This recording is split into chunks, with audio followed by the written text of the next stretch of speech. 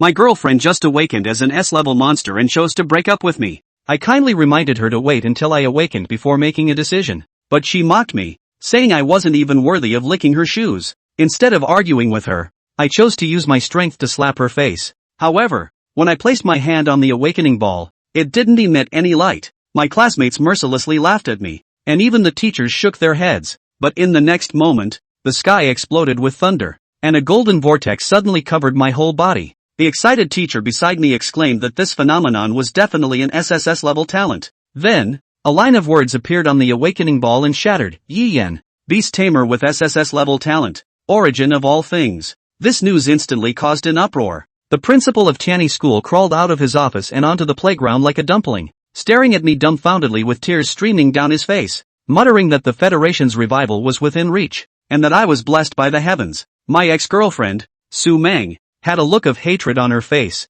She didn't expect to be slapped so quickly. Countless girls rushed forward, wanting to form a contract with me, expressing that they could be both tamed and lowly. It turned out that this was the era of beast tamers, but the ones being tamed were not beasts, but girls. Before reaching adulthood, all girls would undergo an awakening the bloodline of a monster within them and transforming into various monsters. Boys, on the other hand, would become beast tamers by awakening their talent, forming contracts with girls and becoming partners. Not everyone had the talent to become a beast tamer. Those without talent could never become beast tamers in their lifetime. Sometimes, it was also a good thing for girls not to awaken the bloodline of a monster because girls who didn't form contracts with beast tamers would gradually lose their sanity and become beasts that only knew how to kill. At this moment, I had become a hot commodity, and countless girls were eager to rush to the awakening platform. Fortunately, the teachers stopped them, and I wasn't overwhelmed by the girls. Just then, Su Meng pushed through the crowd and angrily shouted, "Get out of my way! Yi Yen wants to form a contract,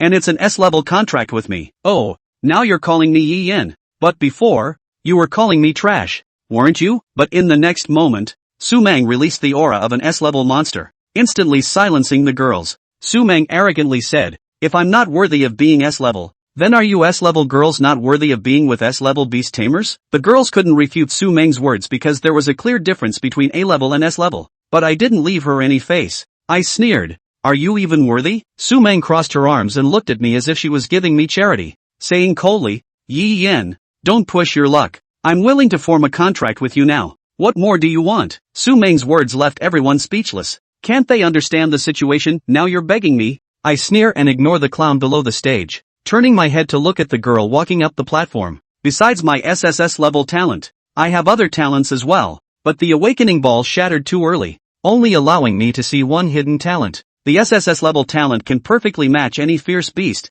form multiple contracts, and gain corresponding benefits. Su Meng, seeing me ignore her, becomes infuriated. The girl on the platform is wearing a light blue dress, with an exquisite face, like a fairy walking out of a painting. Her name is Yurumo, and she ranks first among all the students in the school, the moonlight in countless people's hearts. But she knows that this is just an illusion imposed on her by others. She was an orphan since childhood and was taken in at the age of 6. However, the family that took her in only wanted to use her as a bargaining chip, which she didn't want. Yurumo tightly grips her clothes, feeling nervous. This is the only chance in her life to change her fate. She slowly walks up the stage, sacrificing all her time for this step. She doesn't dare to ask for too much, as long as it's at least a D level. Yurumo slowly reaches out her hand and places it on the awakening ball. As long as it's a D level or higher, she can escape from that family. Please, please, she prays in her heart, praying, but there is no response from the ball. No, it can't be. The teacher frowns, feeling a pity in his heart. Such an excellent child, yet she didn't awaken any talent. What a shame. No, sometimes it might be a good thing. Just as the teacher is about to announce the result, the dazzling light points on the ball scatter like the end of the world. It seems like they want to escape, but it's too late. With the appearance of the pitch-black light, all the light points turn completely black, an unparalleled darkness that reaches the sky. The sky darkens. What is this? Yurumo's heart fills with joy. Perhaps there is still hope. However, the teacher's next words shatter all her illusions. What is this? The teacher saw such a scene, with a terrified expression, quickly stepped back a few steps. Moon like ink, fierce beast bloodline, three-legged crow, grade, low quality. What?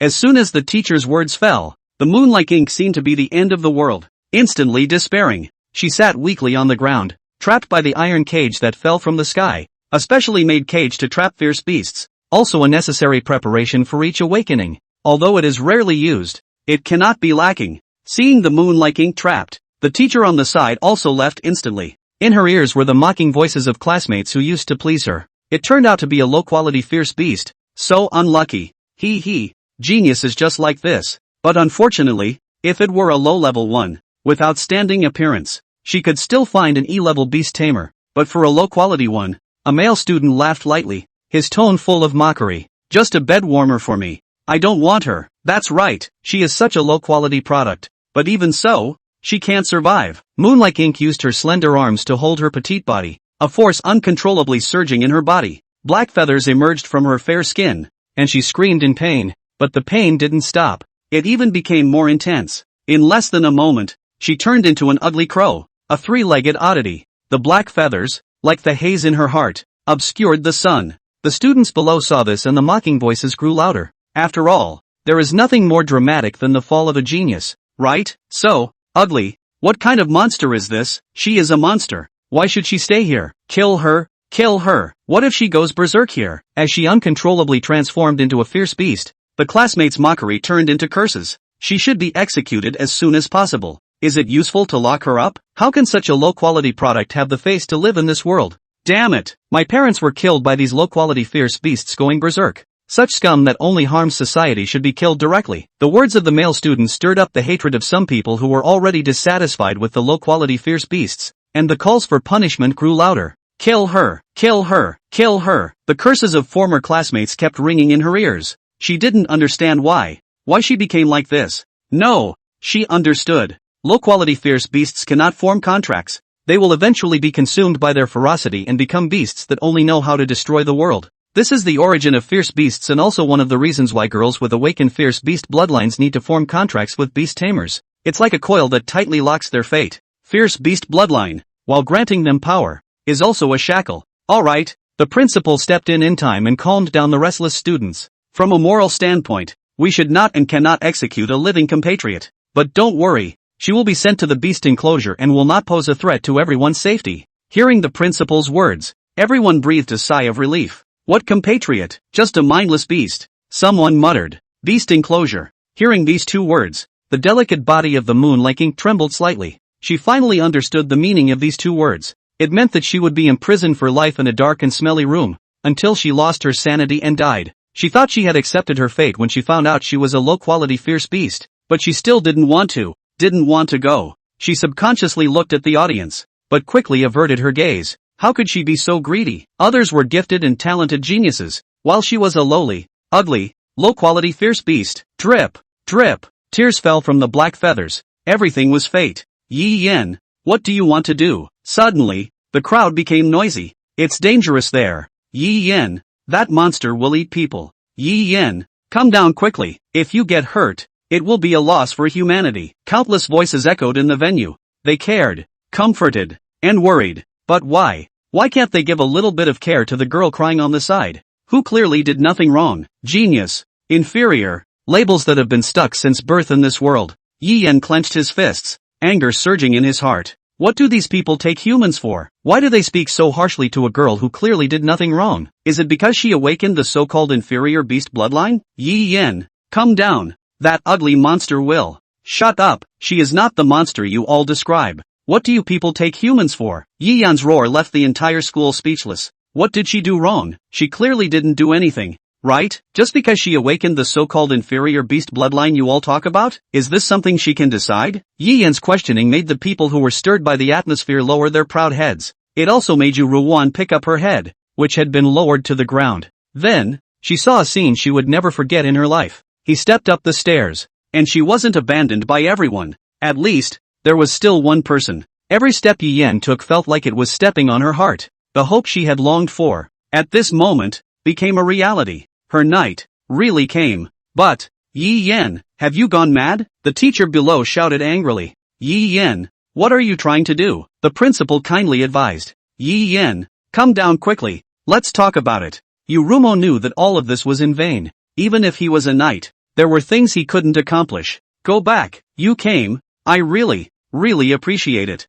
No, she didn't want to die. Didn't want to become an irrational monster. Come down quickly, come and save her. She doesn't want to go to that place. No, she can't think like that. But this is not where you should come. As long as she has this memory, she can definitely spend the rest of her life in that dark place. What should come or not come? There is nothing that should or shouldn't. I only know that I came to make a contract. Yi Yan looked at the bird on the stage that was forbidden, and a touch of sadness couldn't help but emerge in his heart. Clearly, he should have shone brightly and brought light to the world, but he was trapped in a small cage. Bold, Principal Li, who had been watching from the side, thought of something and was shocked. He angrily rebuked. In this world, there is a common sense that everyone knows, a beast tamer can only contract with one beast girl, so when awakening the SSS beast talent, the Alliance will specially protect and select excellent girls from all over the country to contract with. This is a privilege, and it is the honor of our school. If the genius boy in front of us really contracts with this waste, then he cannot contract with other beast girls.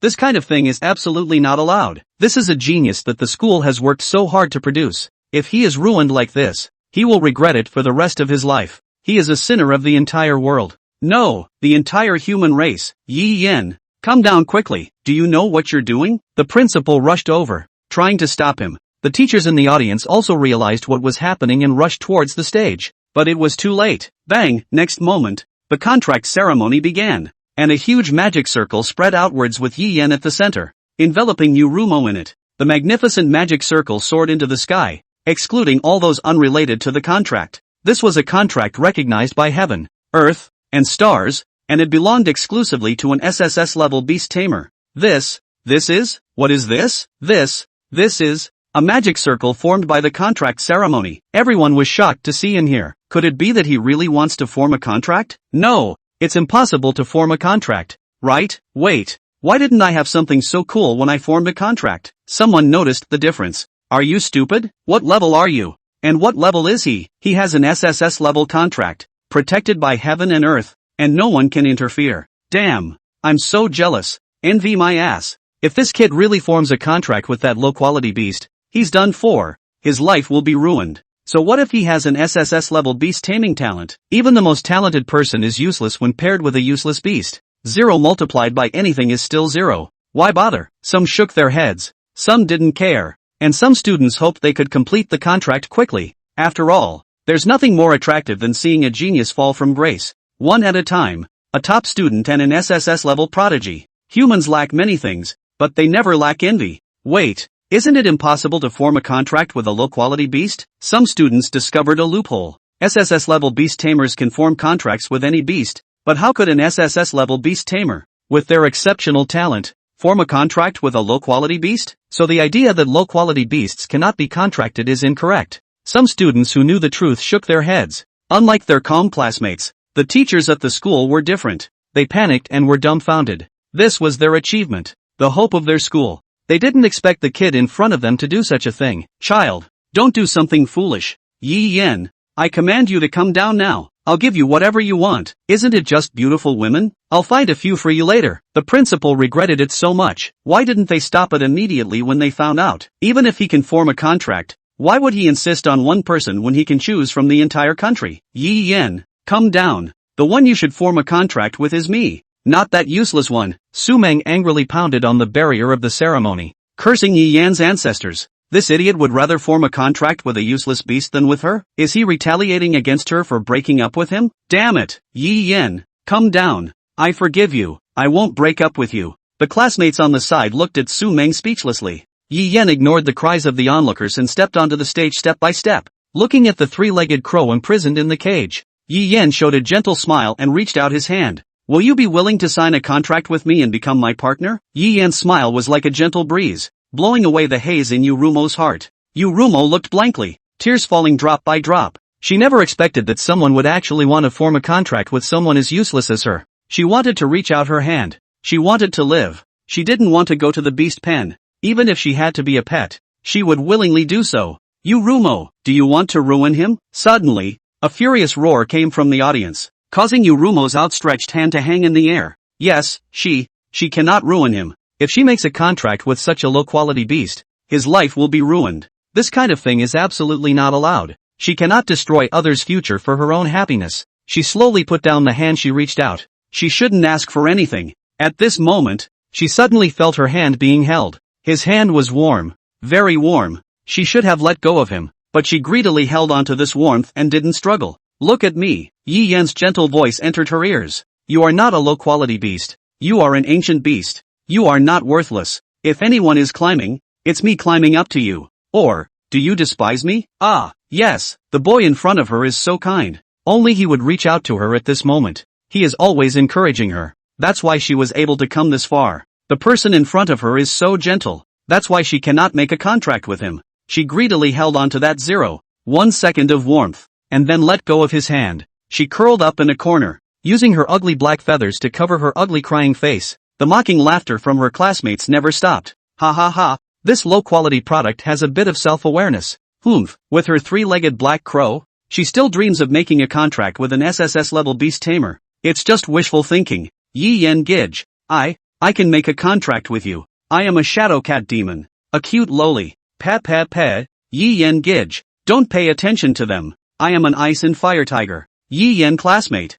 Come down quickly. With your talent, you can have any woman you want in the future. Shut up. Yi Yan's loud rebuke silenced everyone present. You people can't even compare to a single strand of ink in my eyes. Ancient beast. Golden crow. How can these ordinary beasts compare? In their eyes, I'm just trash, ignorant. But now, the most important thing is that these people in front of her are so heartless. They were classmates before, but just because she awakened as a low-quality beast, they not only insulted her, but also wanted to kill her? If this continues, she will really be dragged into the beast pen and lose her sanity in that dark place without daylight. Yi Yan absolutely cannot allow this, whether it's for her or for himself. Crack. At this moment, because they haven't made a contract for a long time, the magic circle starts to collapse. If they lose the magic circle, he will never have a chance to make a contract with the woman in front of him. Yi Yan looked at the moon as dark as ink inside the cage, took out a small knife, and clenched his teeth. Swish. What are you doing? Why? The originally quiet square instantly became noisy.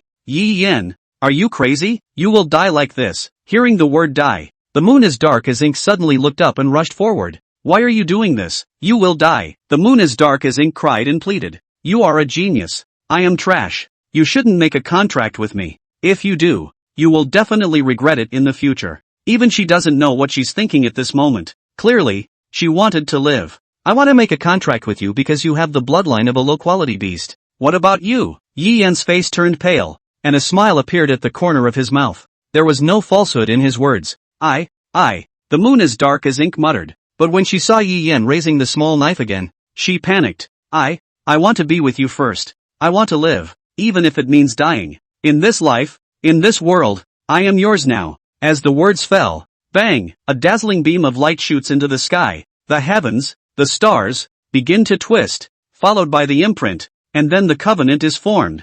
Finished, the principal sat on his knees. This damn Yi Yan. The teacher looked at the stage with resentment and gritted her teeth. What a wonderful love. The young girl stroked the corners of her eyes and shed tears, yearned for by an unknown love. There is no more touching story than that of Prince Charming who pulls up a princess who has fallen into the abyss.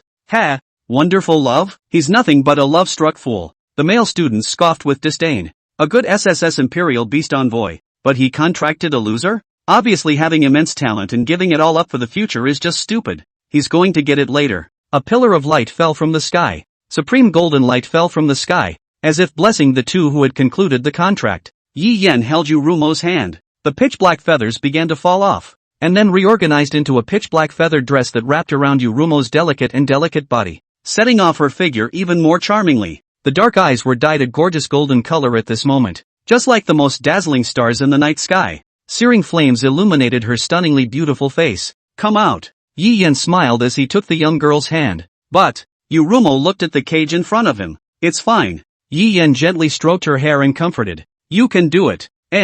Yurumo nodded her head obediently. From the moment he took this teenager's hand, she then entrusted him with the entirety of her life. For all eternity, without complaint. Even at this moment, if Yi Yan told her to die, she would not hesitate for a second. Her life had been in his hands a long time ago. In that case, she just had to trust him. She stood up, reaching out to touch it. The next moment, the cage dissolved into iron in less than a few seconds under the shocked eyes of the crowd. The cage that held the young girl captive collapsed in an instant. The burning golden flame was like the sun, dispelling the gloom that had been hanging over the young girl's heart. The crowd under the stage only felt that the temperature around them suddenly rose. It's like a steamer right now when it's clear that summer hasn't come yet. Fuck. It's hot. What the hell is going on here? No, it won't. How could she be so strong? It's just an inferior ferocious beast. What's with the arrogance? Well, it's beautiful. The audience under the stage, seeing Yurumo's perfect posture, couldn't help but exclaim in admiration. Sumeng's face was unsightly to the extreme. His fists clenched. Yi Yen, you will pay for what you did today. Yi Yen smiled bashfully and pulled the young girl's soft and slender jade arm. The two headed in the direction of the stage, looking at the 10,000 matched pair. Unsuppressible anger welled up in Sumeng's heart, and black and white hairs grew out from her arms. Yi Yen, you asshole! Roar! Sumeng instantly transformed into the underworld white tiger and opened his mouth to bite at Yi Yen, wanting to tear him apart. The principal, with the teacher on the side, was shocked and wanted to stop, but it was too late. An S-class spectral white tiger, even if it had just been awakened and had not signed a contract, it still had the strength of a peak first-rank warrior. An ordinary person is no match at all. Even the newly awakened Yi Yen. Snap. Then, like a kite with broken strings, it was Sumeng who flew out backwards. Ah! Bang! The white tiger of the underworld fiercely blasted and smashed into the wall above, and could not even gouge it down. When the crowd saw this, they were incredibly surprised as they looked on in disbelief. What did they see? Just now, Yurumo was directly reaching out in the air and grabbing Sumeng, who was pouncing up, directly grabbing him out of the air and then ruthlessly throwing him into the sky. This move by Yurumo made everyone dumbfounded. You know, Sumeng is an S-ranked ferocious beast? Oh my god, what do I see? An S-class ferocious beast is like a kitten, caught and thrown out? I don't believe it. How could she hurt the spectral white tiger? Don't you dare bully, brother Yi Yen. Yurumo blocked in front of Yi Yen, her face as frosty as ice, her cold aura rampant. Her voice was weak, but it carried an undeniable determination. A pressure that far exceeded the S-class, as if it came from the ancient flood, filled their hearts, causing their heartbeats to become a few moments slower. It made the students on the sidelines, in no uncertain terms, take a few steps back.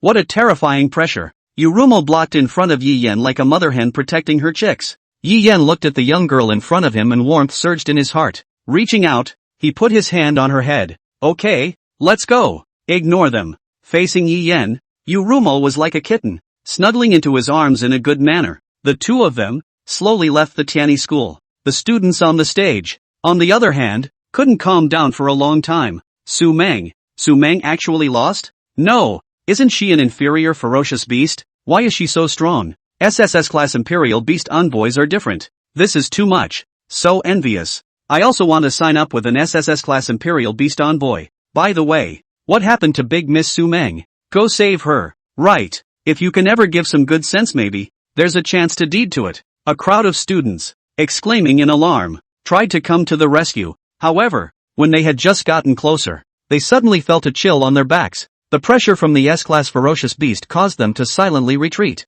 S-class, is S-class, not something that someone like them, who is not even A-class, can contract to. However, this caused them to wonder, was that schoolgirl who had defeated the S-rank in one move? Uru-mo, really an inferior ferocious beast bloodline? Why so strong? Shit. The black and white hairs receded, and Sumeng transformed into his human form, his face pale and his heart secretly hateful. Yi Yen and that bitch, I will never let you go. Will you make a pact with me? Suddenly, there was an ordinary-looking male with gorgeous clothes who extended his hand to Sumeng.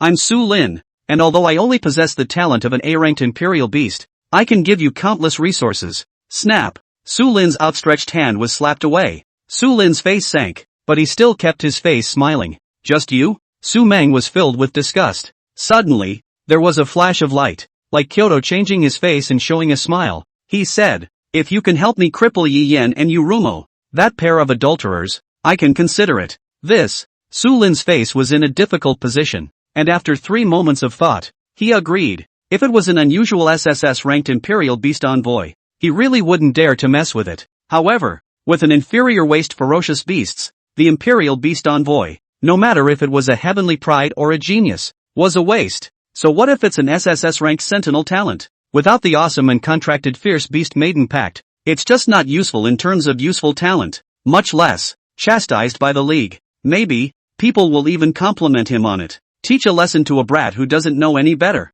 You can also get the contract of an S-class ferocious beast. How is it a surefire business? Ha ha ha ha. At this moment, Su Lin was already delusional about a bright future. It was also at this moment that a burst of streaming light suddenly flashed above the sky, as if a meteor had crossed the sky, dazzlingly bright. The stream of light seemed to have some sort of power that made people look up in awe. And then, the stream of light gradually fell, and a figure slowly emerged. It's none other than the head of the Northern District Exploration Corps, His Excellency Yang Zhang. His appearance caused the entire scene to instantly become solemn. Where? Yang Zhang asked eagerly. Where the hell is that SSS-class Imperial Beast genius? His voice revealed an excitement and anticipation that was hard to hide. This SSS-grade Imperial Beast genius was the future of humanity, the hope of the Alliance. One must know that there were only a handful of SSS Imperial Beast ambassadors in the entire Alliance combined, and almost none of them were younger. It's been how many years since there's been a genius like that? It's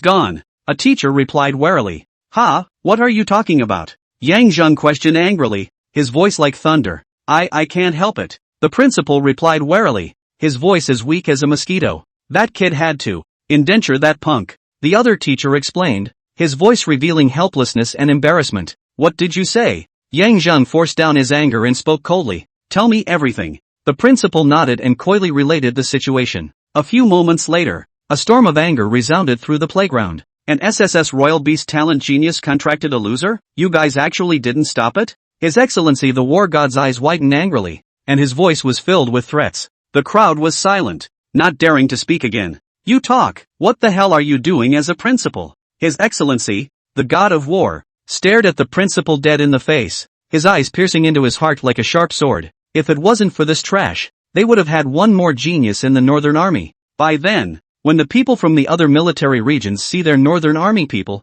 won't they still bow their heads? If it wasn't for this loser? The principal scowled and explained. I'm so sorry. I can't help it. You are the sinner of mankind, the God of War said angrily, pointing at the principal. Principal Lin, just wait for the disciplinary action to come down. The principal paled and accepted his punishment silently. Looking at such a group of people, Yang Zhang's disappointment was overwhelming. There was no hesitation to leave directly afterward. No matter how much of a genius, the contract is ruined when it comes to a loser. Don't let him come across this kind of brat who spoils his own talent, or else he will have ways to make him look good. Seeing Yang Zhang leave, the principal sat paralyzed on the ground, a look of despair. Abominable. The principal grimaced, thinking angrily, why should he be penalized when it's clearly not his fault? He wouldn't have had to be punished if that brat hadn't had to indenture that loser. The principal's face was as grim as the devil's. I'd like to see how you're going to pass the exam when you've contracted a loser, he said mockingly, his voice full of discontent and resentment.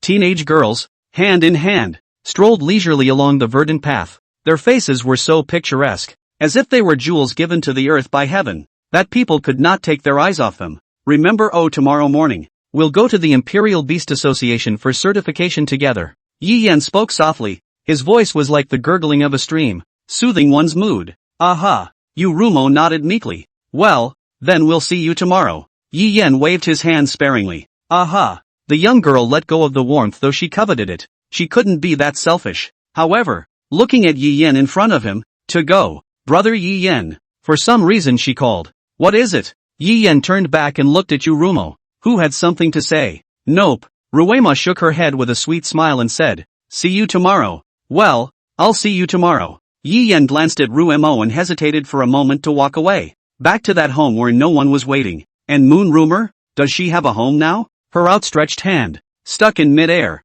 eventually failed to call out. To speak, can you let me go home? Can I come to your house? Such selfish words. Obviously, brother Yi Yan had contracted her, and she was still so shamelessly delusional about being with brother Yi Yan. It was clearly an inferior fierce beast bloodline. She looked up at the sky, the stars twinkling in the night sky, causing an inexplicable emotion to well up in her heart. She headed for home, and then, snap, when I first arrived home, I was greeted with a slap from my mother. You damned girl, what a waste of time raising you. Big Mom growled angrily. Her eyes were filled with anger and seemed like they could explode at any moment. You're actually an inferior ferocious beast? Thanks to the fact that I see you as so pretty that you can awaken feline ferocious beasts to sell for a good price. This is how you repay me? No, it's not. Yurumo covered her red face and tried to explain, stepping forward, but the older woman wouldn't listen at all, and pushed it away, saying warily, don't come near me. As if she had seen something terrifying, Big Mom clenched her hands into fists as if she was ready to attack at any moment.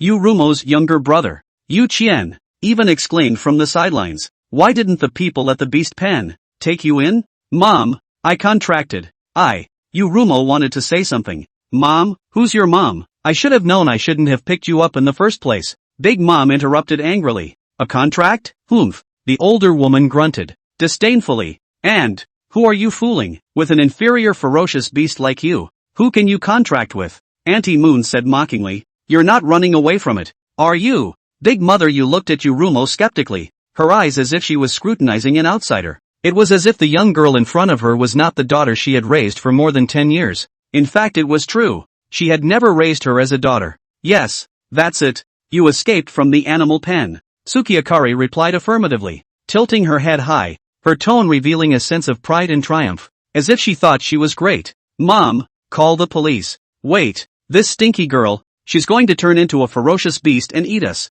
Looking at the family in front of her, Yurumo's face was bitter. The corners of her mouth rose, like a smile, not a smile, and she laughed at herself. Am I that bad in your eyes? Her words, however, never reached the ears of those who would not understand her. You loser bitch, you ran away to try and hurt us. You're so cruel. Auntie Moon pulled her cell phone out of her pocket. I'm going to call right now and have the beast pen guys come and grab you over there. Hearing the beast pen, Yurumo panicked. It doesn't matter to her now. But, if she made things difficult for Brother Yiyan, she would not let herself go even if she died. No, don't. Mom, don't. I don't want to make Brother Yiyan embarrassed. Yurumo rushed over, trying to stop Big Mother Yu's movements. Well, you wild girl, there's someone out there. The older woman grimaced and raised her palm to slap it. Look at me. I won't kill you today. Yurumo closed her eyes, yet the expected pain did not come. Ah, ouch, ouch, ouch. Brat, what the hell do you want? Hearing the voice, Yurumo opened her eyes, meeting the man of her soul's dreams, her knight, Yi Yen. The breeze blew, blowing away the messy broken hair on his forehead, and his handsome and charming face was reflected in Yurumo's line of sight. It mesmerized Yuruemo. Why didn't you tell me this situation in your house? Ye's words were warm and gentle, with a hint of reproach in his words. Or do you not want to go back with me even if you go back to this kind of home? Saying that, Yi Yen lowered his head in disappointment, a pitiful look that made Yurumo look incomparably heartbroken. It was clearly all her fault. No, it's not. Yurumo panicked and hurriedly explained. I was just afraid to trouble you. Yes. Yi Yen held Yurumo's slender, white hand and laughed. There's nothing, ma, no trouble. After all, you're my partner, Brother Yi Yen. Really? Thank you. Yurumo wiped the teardrops from the corners of her eyes. Her life before had never been happier than this moment. Perhaps her previous misfortune was to meet the teenager in front of her. Bastard. How long are you going to hold it? It hurts, okay? Looking at the two in front of him, kissing the hell out of me. Big Mother was furious, and her size instantly expanded, instantly ferocious, transforming into a cheetah. He raised his sharp claws and stormed out. I'm going to kill you, brat. Brush. Bang. Golden flames leapt and met the Big Mom's thick fists with the slender, white hands. Then, it was this slender hand that made Big Mama feel like she had hit a mountain. Bang! Big Mama straight up, storming out. Snap! It was only after a dozen rolls on the ground that he managed to stop. No matter who it is, I won't let him hurt Brother Yi Yen. Golden eyes gazed at Big Mother. Pitch black feathers transformed into a dress and fluttered. At this moment, Yuruemo was no longer delicate. Some just deal with the icy cold of the enemy. Big Mom was lying on the ground pointing at Yurumo as she tried to get up, but her body, at the moment, was resisting, as if she was seeing some kind of horrible presence. Her vigorous cheetah B-class ferocious beast bloodline power was in fear. How is this? How is this possible? She was unconvinced. This was just an inferior ferocious beast. What made it able to suppress her? She tried to get up, but the more he tried to resist, the stronger the pressure became. In the end, Auntie Moon foamed at the mouth and collapsed. Mom, what's wrong with you? Yu Qian pushed you Auntie, who had fallen to the ground and fainted, and cried out. I did this. Yurumo looked at her hands incredulously. Before as well as this time. She seems pretty strong? And then, in an instant, she figured it out. It's all Brother Yi Yen. That's right, it was all brought to her by Brother Yi Yen. So, she has to use this power to protect Brother Yi Yen. Anyone who harms Brother Yi Yen should not survive in this world. It was also at this moment that a pair of gentle hands rested on Yurumo's head. That's not very competent. Yi Yan laughed softly. This is all due to brother Yi Yan. Yurumo's cheeks were slightly red, enjoying Yi Yan's touch, pulling with her face. So warm. Can this warmth really belong to her? She didn't know, but she wanted to stay by his side all the time. All the time. Even if, for example, he doesn't love himself. Willing to go back with me? Yi Yan looked at the aggravated bag in front of him with a gentle face. Aha. Yurumo nodded her head obediently without hesitation. It's something that doesn't need to be asked. The house Yi Yan lived in was on the edge of the city, much farther away than Yurumo's home. In such cities, the closer the location is to the center means higher status and vice versa. And the original was in a predictable position because he was an orphan. After walking for a few moments, Yi Yan stopped and looked towards the high wall that could be seen towering like clouds when he looked up. It is also through this high wall that mankind defends itself against threats from the outside world. The beast. Monsters that have lost their minds and only know how to devour humans based on instinct. Of course, this is not the main danger. The most dangerous of them all are still the evil demons and the walking plagues. Human technology couldn't do a single bit of damage to it, and only the imperial beast envoy, the fierce beast, could kill the existence. These things, however, do not appear within the borders and are generally kept out of them. The city he was in was the closest one to the northern military region. Its name, Clear Springs City. Becoming an imperial beast envoy has an unavoidable responsibility, and that is to go into battle. But that's also behind us. Yi Yan lowered his head, looked towards Yurumo who, at the moment, was squirming and nervous, and laughed. Don't worry, I am an orphan. So, Yi Yan opened the door. I live alone. You don't have to worry. Yes, yes. Yurumo lowered her head, her cheeks slightly red. 2 people, alone in a room. Thinking about it, Yurumo's white neck flushed slightly, and her head was like a steam engine, bubbling with white air. She wanted to.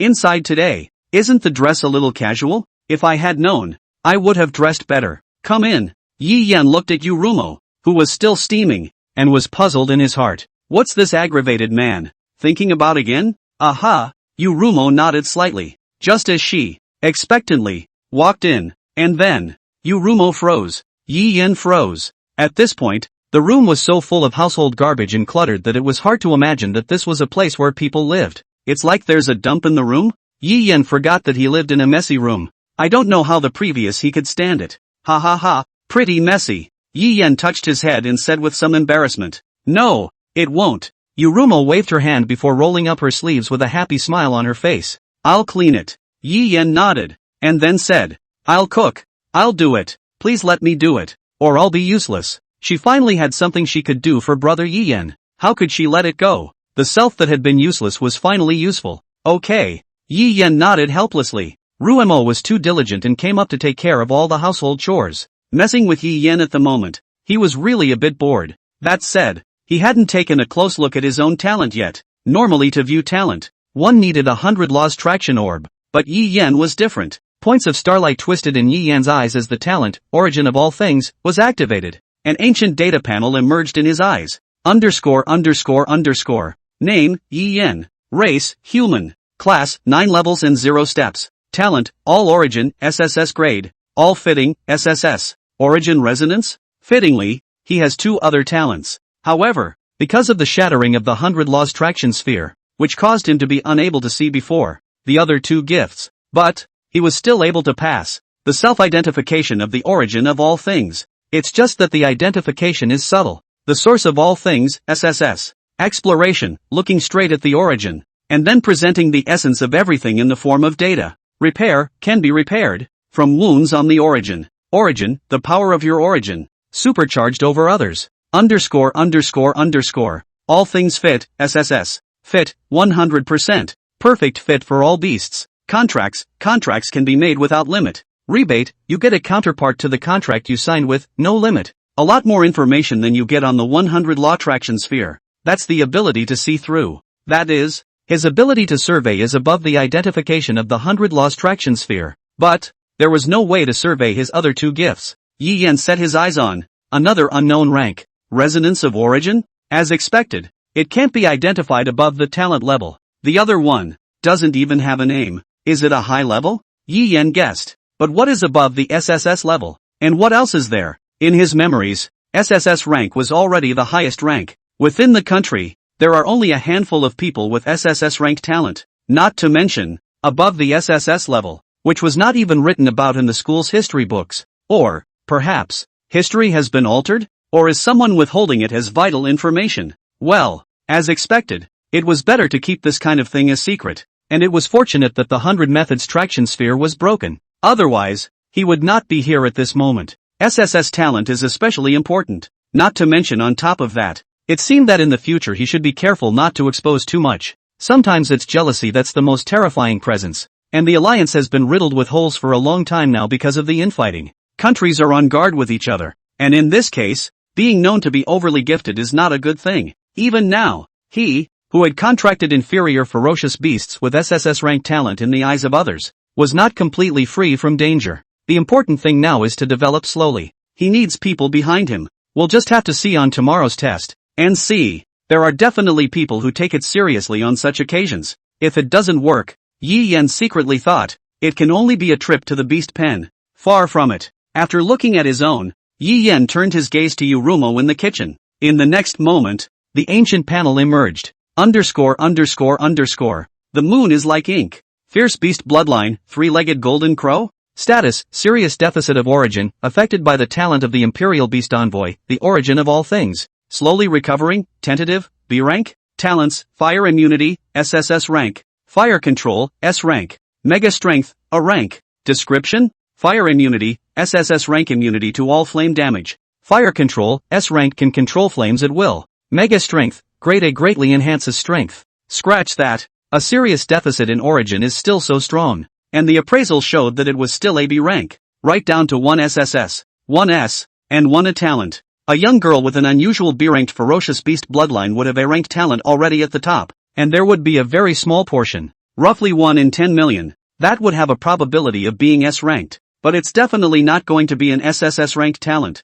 either. If, by then, it was upgraded to an SSS ranked ferocious beast bloodline, wouldn't it blow up? That's too strong. Sure enough, it was worthy of being the ancient beast, the incarnation of the sun, the three-legged golden crow. Just 1 fire immunity is strong enough, alright. The natural enemy of fire monsters. Surely he had not made the wrong choice. So what if he had spared his life for the deed? It's all worth it. Looking at the talent in his eyes, all things fit, SSS. The feedback received. Yi Yan's heart snickered. Fire reduction, S rank immunity to 50% flame damage. Fire control, grade D can control flames significantly. Power amplitude, D can increase power. It's all scaled down. But that's what happens when you whore yourself out. Now he finally had the strength to defend himself.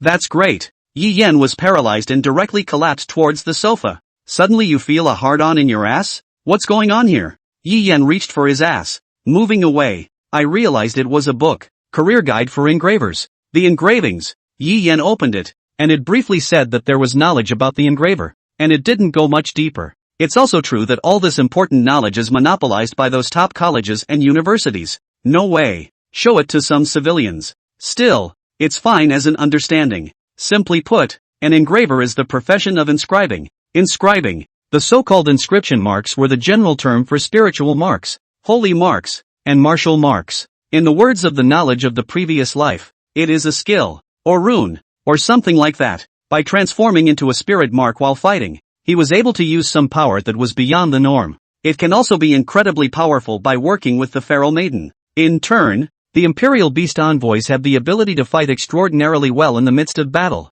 In addition to commanding and empathizing, Imperial Beast Ambassadors, in the process of raising their strength afterward, could also condense their own inscription marks, or perhaps it could be said that they were stigmata. That one is for later. This book only records some of the main points about the engraver. As for how to carve a mark, then it's just a matter of going to a more advanced school and studying. Still, the lower-level inscriptions are recorded in the books, plus the brain's memories. If they are extrapolated, then you can get the fledgling form of a spirit mark. If you think about it, you have to do it or you will forget it. Yi Yan slowly closed his eyes, stretched out his hand, and began to draw. Spiritual energy coalesced above Yi Yan's fingers without him realizing it, leaving behind light blue lines as Yi Yan scratched through the air. Between the wiggling of his fingers, the light blue lines continued to extend and spread, finally transforming into a flame-shaped spirit mark. Yi Yan also didn't expect it to be drawn out so easily. Yurumo, who was on the side, noticed the movement on the side and had long stopped her hand movements,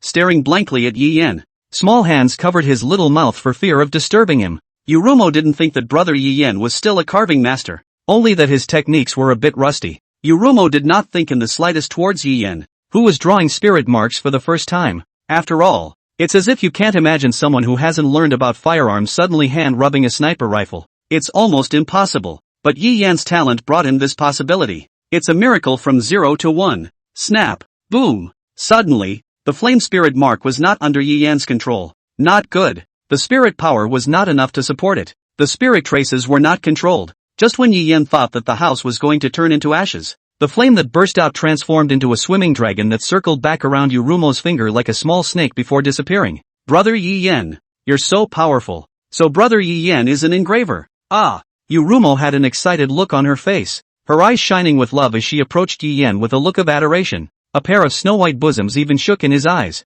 In this regard, Yi Yan only had one comment. Great fierce. Yi Yan didn't know how this little Nin thought that he was an engraver, but it was just a drawing from a cat. It's a long way from being a true engraver. Before Yi Yan could explain, Yurumo was the first to speak. Ah, that. Is Brother Yi Yan going to come and draw it? Yurumo said, her cheeks slightly red, slowly removing her blouse, revealing her white back, and said shyly, I am a little shy, too. So? Yi Yan looked at this scene dumbfounded. So gently, Yurumo bit her red lips tightly, with a look of letting the king pick her. Snap. It's too aggressive. Yi Yan took the book and knocked it down. This ferocious big brainless dork. Ah, what's going on? Yurumo covered her head, puckered up her mouth in aggravation, and suddenly came to a great realization. Could it be? Saying that, Yurumo acted quickly and was about to take off his pants. Stop, stop, stop. Luckily Yi Yan called out, or else he wouldn't have the energy to test tomorrow. I don't even have the slightest bit of knowledge as a carver right now. How do you expect me to carve? Ah, Yurumo blushed with some regret on her face. However, then the question arises, how did Brother Yi Yan know how to draw flame spirit marks? Could that have just been Brother Yi Yan's first drawing? Yurumo was incredulous and asked tentatively. Yi Yan nodded. Well, pretty much. Reading books and thinking about painting. And I don't know how it worked. The sensation he had just felt was still fresh in his mind, and his hand moved like that in response to what he was thinking. It's incredible. No, it won't. Yurumo turned to look at Yi Yan, her hands covering her small mouth, revealing her big, white, fierce. Yi Yan froze.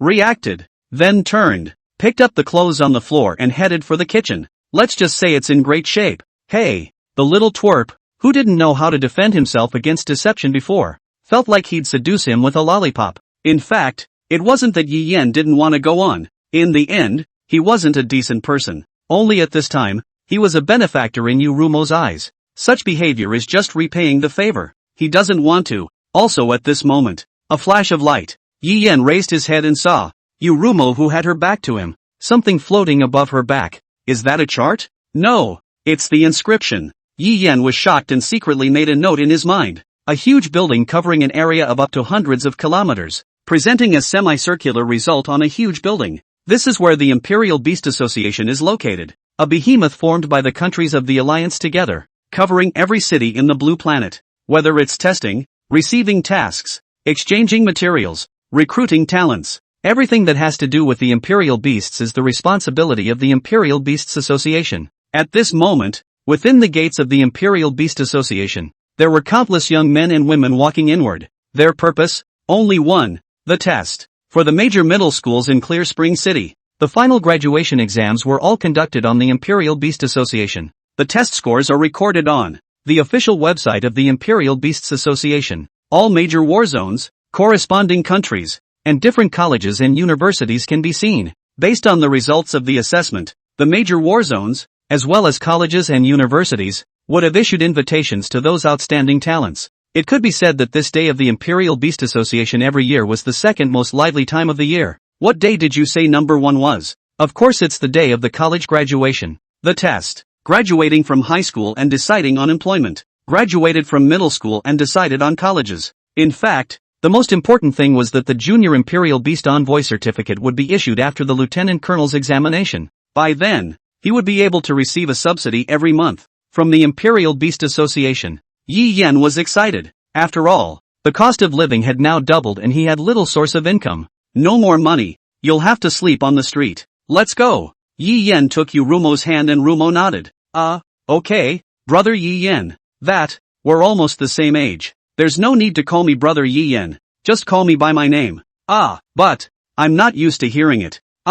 Good. Then Yins call me Rumo from now on. Rumo shyly lowered her head, and didn't know if it was because she called Yi Yan's name, or what. The two walked in. In the middle of the hall of the Imperial Beast Association, there stood a receptionist, a beautiful big sister. There is also a pair of cat ears on his head, a feline ferocious beast, very cute. After all, it is the face of the card. Yi Yan went up, and the receptionist looked at Yi Yan with a smile on her face and inquired, "Excuse me, may I help you? Lieutenant Colonel examination. Have you logged in on that front?" "No, log me in. Name and rank, please." "Yi Yan, 0 rank 9. My partner Yurumo, 0 rank 7. Ferocious beast bloodline, 3-legged golden crow." Yi Yan had checked. This world didn't have any information about the mountain and sea scriptures, so he didn't need to worry about exposure. The receptionist lady, typing on the computer, only she heatedly realized that after the ferocious beasts, it was not called the existence of the 3-legged golden crow. Even thinking of something, his long tail stood up behind him and he couldn't help but make a small sound of surprise.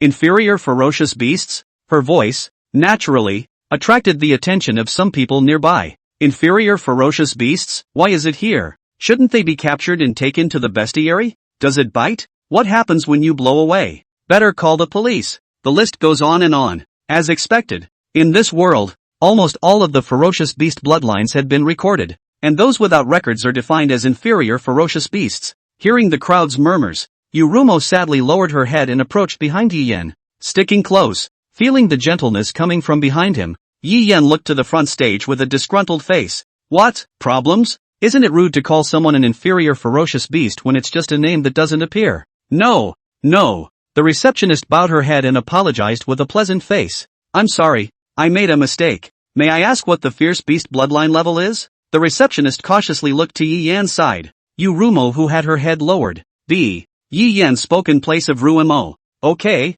I'll check in right now." The receptionist knew that the only ones who could make a contract with an inferior ferocious beast would be the SS rank or higher Imperial Beast envoys. And there's no need to guess when it comes to the SS or higher Imperial Beast envoys who are still so young these days. SSS Imperial Beast Envoy. Regardless of the future prospects, it was not something she could afford to offend as a small receptionist and the like. But there are just people who don't know this kind of reasoning. Yo, if it isn't our genius, what's he doing here with a trashy beast? Sumang walked slowly and mocked at Yi Yan. Then, Sumang's words left to cause an uproar in the hall. SSS class Imperial Beast Envoy? How is this possible? Could it be that the rumor that the SSS-ranked Imperial Beast Genius contracted an inferior ferocious beast is true? Where did you hear that? You don't know? It's what happened at Tianyi School. This kind of powerful thing has already been rumored yesterday. I just didn't expect this to be true. Wipe. Is this guy stupid? Awakening the SSS Great Imperial Beast talent and actually contracting a waste. Who says it isn't? People are losers now too. Countless gazes were cast towards Yi Yan's side of the hall. There were doubts, incomprehension, ridicule, and gloating. Don't tell me, the one who awakened the inferior beast is the schoolgirl. You know. Many people swept a glance at Yurumo with dirty eyes. I see. But what's the use of looking good? The world speaks with strength. What are you talking about? Yen is not the kind of person you say he is. Yurumo raised her head, her face as frosty as ice, and the air around her froze at this moment. It's okay for you to talk about me, but you're not allowed to say anything bad about Yim. Yo, hurry up. Sumang covered her mouth with her small hand, her face arrogant and mocking. Looks like you've been well trained.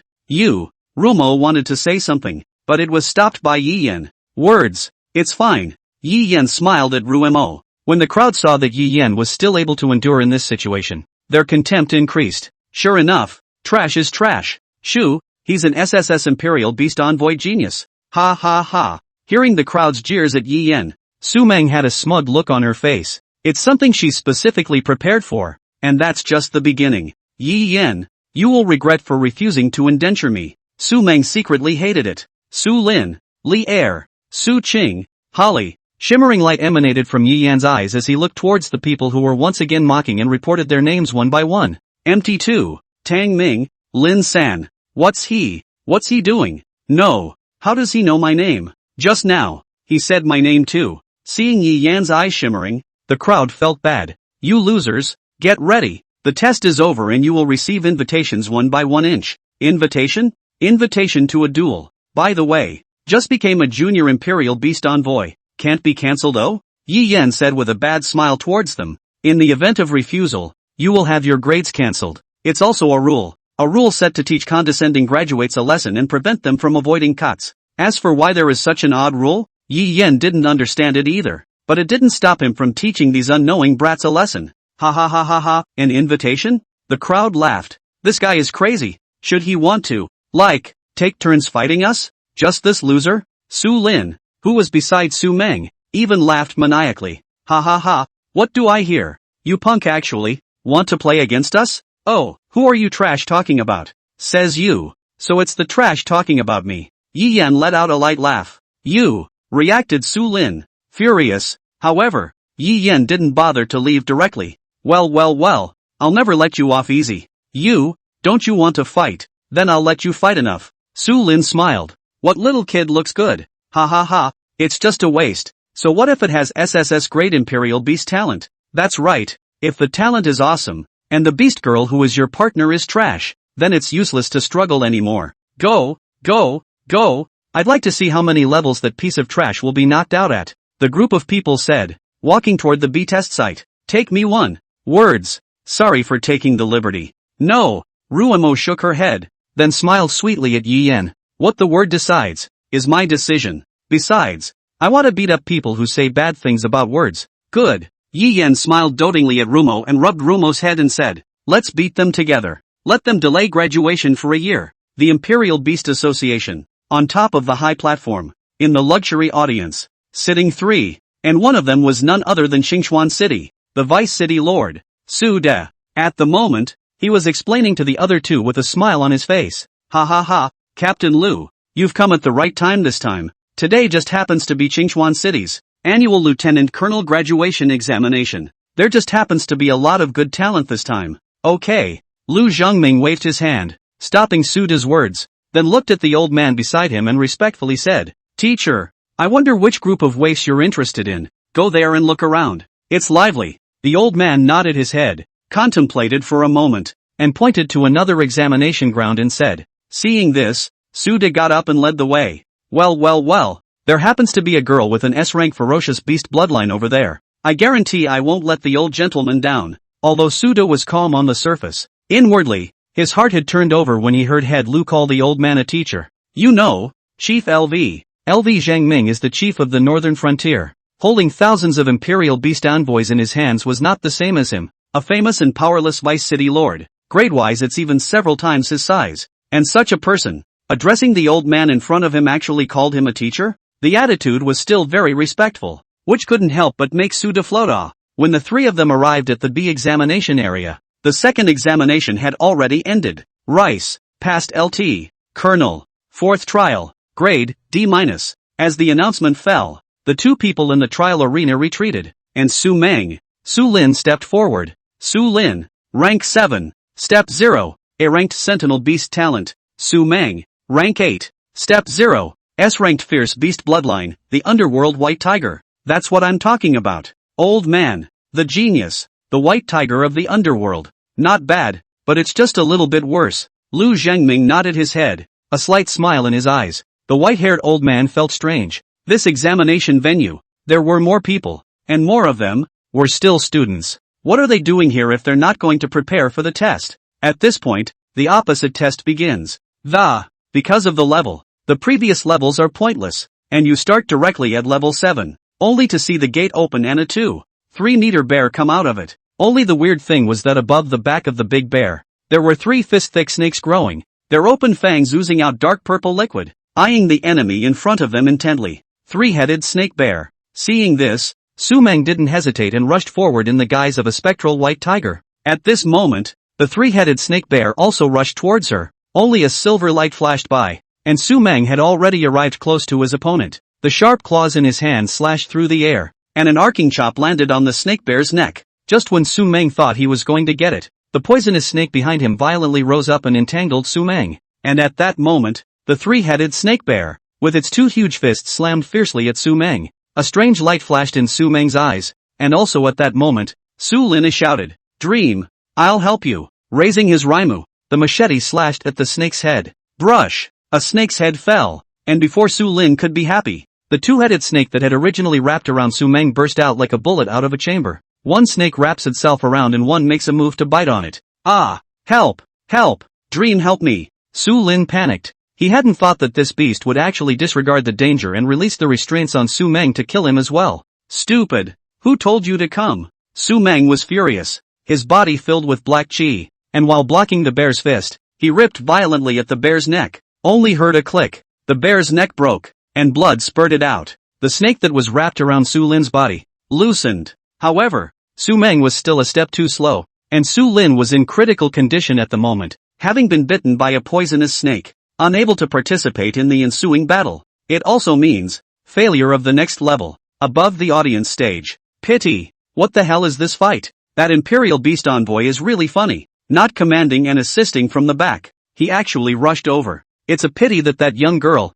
who clearly has an S-class ferocious beast bloodline, stopped at the 7th barrier. It's really a laugh. You guys don't say. That Imperial Beast Envoy's equipment is quite advanced. He still has the power to fight. What's the use of good equipment? It also depends on who's operating it. But it's just a fool with money and no talent. In this world, there is never a shortage of people with a hatred of the rich mentality, especially for those rich kids whose abilities don't match their wealth. Garbage is garbage. And thanks to his money, a man let out a soft laugh. Otherwise, where would a genius with an S-class fierce beast bloodline hitch a ride on a punk with only A-class talent? Hearing the voices from outside the field, Su Meng grew angrier and angrier. Damn! What are you doing here? I see you are in danger over here. Su Lin was a little aggravated. Just now that was indeed an opportunity. Of course there was also a part of it. It was to play handsome in front of Su Meng, but that beast wouldn't give him a chance. If it weren't for the fact that the test couldn't overarm himself, he wouldn't have brought only a small amount of spirit weapons to the test. Shut up! Is it possible that you think I can't handle a beast of this caliber? Su Meng bellowed, his eyes grim. What the hell is the point of you coming? An Imperial Beast Envoy with little or no fighting ability. Now it was because of him that her score stopped at the 7th barrier. I didn't mean it. Humph. Su Meng, passed the 7th level. Rating, B. As the radio voice dropped, Su Meng's face was horribly dark at the moment, and Su Lin was also given an antidote injection by the medical staff. In terms of safety, the Imperial Beasts Association is still guaranteed. As long as you don't die outright, you're basically in the clear. Of course, she was likewise not the only one with a black face, but also Su De, who was in the audience. Vice City Lord Su, this is the genius you were talking about. Head Lu looked at Su De with a smirk, causing Su De's face to become even more unsightly. The girl did. It's the boy's fault. No, Headmaster Lu interrupted. The guy was certainly in the wrong, but the woman had a clear chance to save the guy, but passed up the opportunity to save her partner out of greed for a one-shot kill. This is the most fatal problem. If this were a battlefield, then they'd already be dead. A ferocious beast without an Imperial Beast Envoy is nothing more than a beast that has lost its mind. Of course, she was probably thinking that if she was quick, she could kill the three-headed serpent bear before she was bitten. But she overestimated herself and underestimated the beast's desperate attack. In this respect, too, it is evident that it lacks a theory of the beast. It's a problem. It's serious. Chief Lu sighed. In combat, nothing is more important than the life of your partner. Losing the Imperial Beast Envoy will cause the fierce beasts to lose their minds. And without the protection of the fierce beasts, the Imperial Beast Envoys are nothing more than ordinary people. Yes.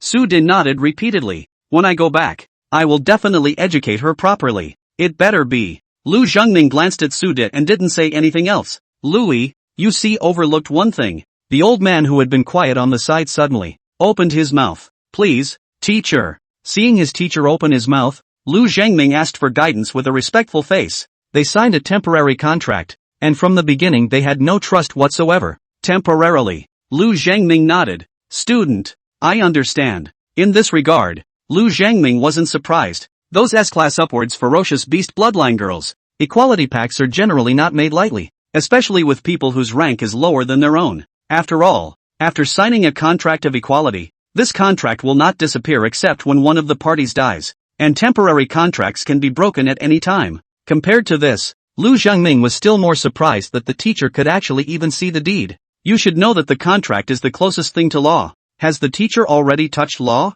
This shocked Lu Zhengming. It seems that another supreme powerhouse is about to emerge from Great Xia. Yi Yen, rank 0, level 9, SSS ranked Sentinel Beast talent. Yu Rumo, rank 0, level 7, B ranked Fierce Beast bloodline, 3-legged golden crow. The radio room just dropped. The whole room exploded. And some people who didn't know were even more surprised. Crap, did I hear you right? No, I've heard of him. Isn't that teenager the one with the SSS ranked Imperial Beast talent? What's a 3-legged golden crow? Oh, it's a bad beast. Odd names are not surprising. To say it's AB grade is just a grade after the deed. But in the end inferior is inferior. So what if it's labeled SSS? Why? To contract an inferior ferocious beast? And who knows? SSS grade Sentinel Beast talent? Signing a contract with a maiden of inferior ferocious beast bloodline? He's got water in his brain. Or he's got water in his head. Compared to the noise of the spectator venue, the luxurious audience was deathly silent.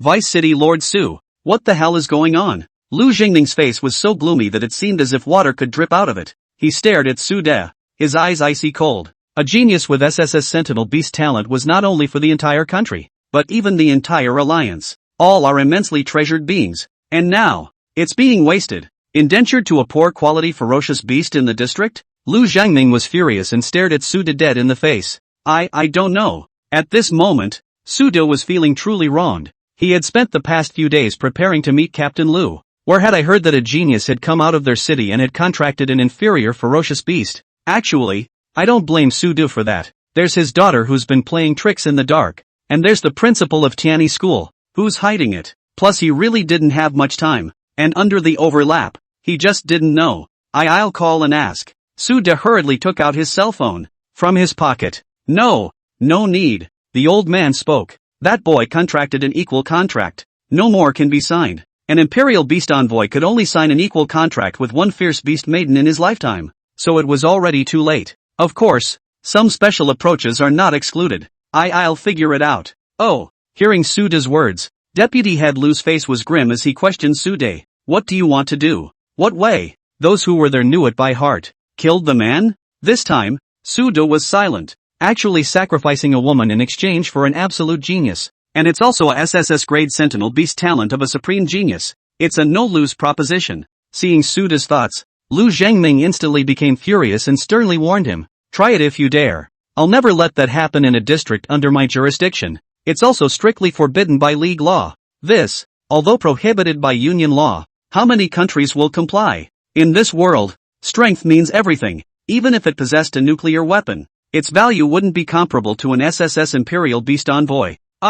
So in order to gaining power, what do countries do in the shadows? We all know this, but this kind of thing shouldn't be put out in the open. No matter what, this will cause turmoil in a society that has hardly stabilized. In fact, extremist organizations have begun to emerge one after another in the past decade or so, against the pact from the distant past, opposed to contracts and unwilling to be contracted. Come to think of it, most of their powerful bigwigs in the northern district of Daxia were clearly against this kind of thing. Su De showed a hesitant look on his face and finally sighed. I know, SSS-class Imperial Beast envoys. It involved too much and was not something he should meddle with. The surface is calm, but in fact, it has long been a dark current. It's just that he can't see it at his level. As in the case of the old gentleman in front of us, did he really just happen to be here? What could be so coincidental? You know, hundreds of key cities in Daxia, of this caliber, would just happen to come to the city? Su De's gaze fell on the teenager on the field. That said, his daughter was still his girlfriend to begin with,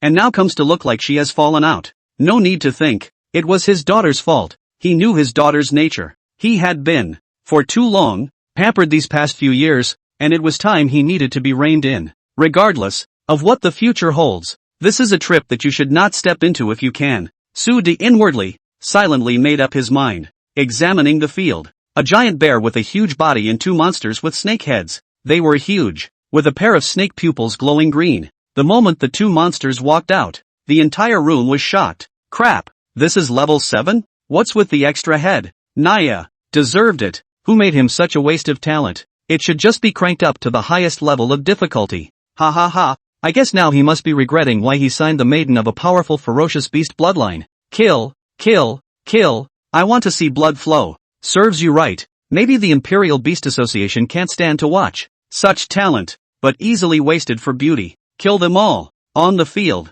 Yi Yan looked at the bear that walked out and just smiled slightly, then looked at Rumo. Scared? No fear. Saying that, Rumo stood out, but Yi Yan could see her hands trembling, but even then she didn't flinch. Words, protected by her. Rumo, remember that you are stronger than any ferocious beast, give yourself some confidence. Yi Yan went up, held Rumo's trembling little hand and laughed. If you're scared, you can always back off. I'll protect you. He hadn't fallen so far as to force the girl to be the one to protect herself. The Imperial Beast Envoy and the Fierce Beast Maiden were originally one and the same.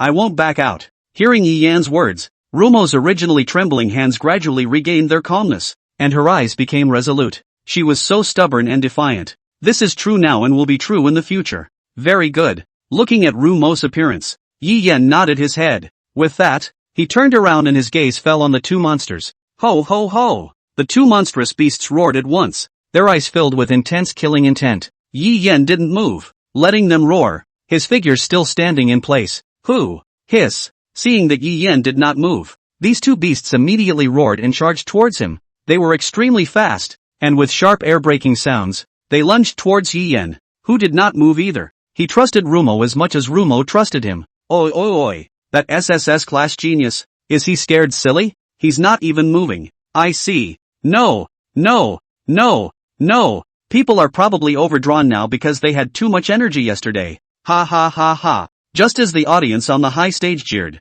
they saw a scene that overturned their worldview. At this moment, the beast was a zhang away from Yi Yan. A silhouette suddenly emerged and punched above the monster's head. The petite fist, weak and weak, struck the bear's head. And then, with a bang, they clearly saw the monster's head explode, and scarlet liquid splattered all around. It stained the young girl's white arms red. The other monster, too, flew out backwards and fell to the ground. Immediately after the black shadow attacked, the head exploded as the fist fell. The heads of the two monsters all exploded open and blood flowed out. It was as if two beasts had bombs installed inside their heads and exploded, looking exceptionally terrifying. Brush! A gust of wind blew by, making the young girl's pitch-black feathered long skirt, swaying slightly, as if a butterfly was spreading its wings in the air as beautiful as it was. But it was full of danger. The young girl's pair of golden eyes were cold and indifferent, looking at the fallen monster without any semblance of sympathy or pity on her face. The violent splashes of blood stained Rumo's white fists, and the blood splattered on her face made Rumo look even more enchanting.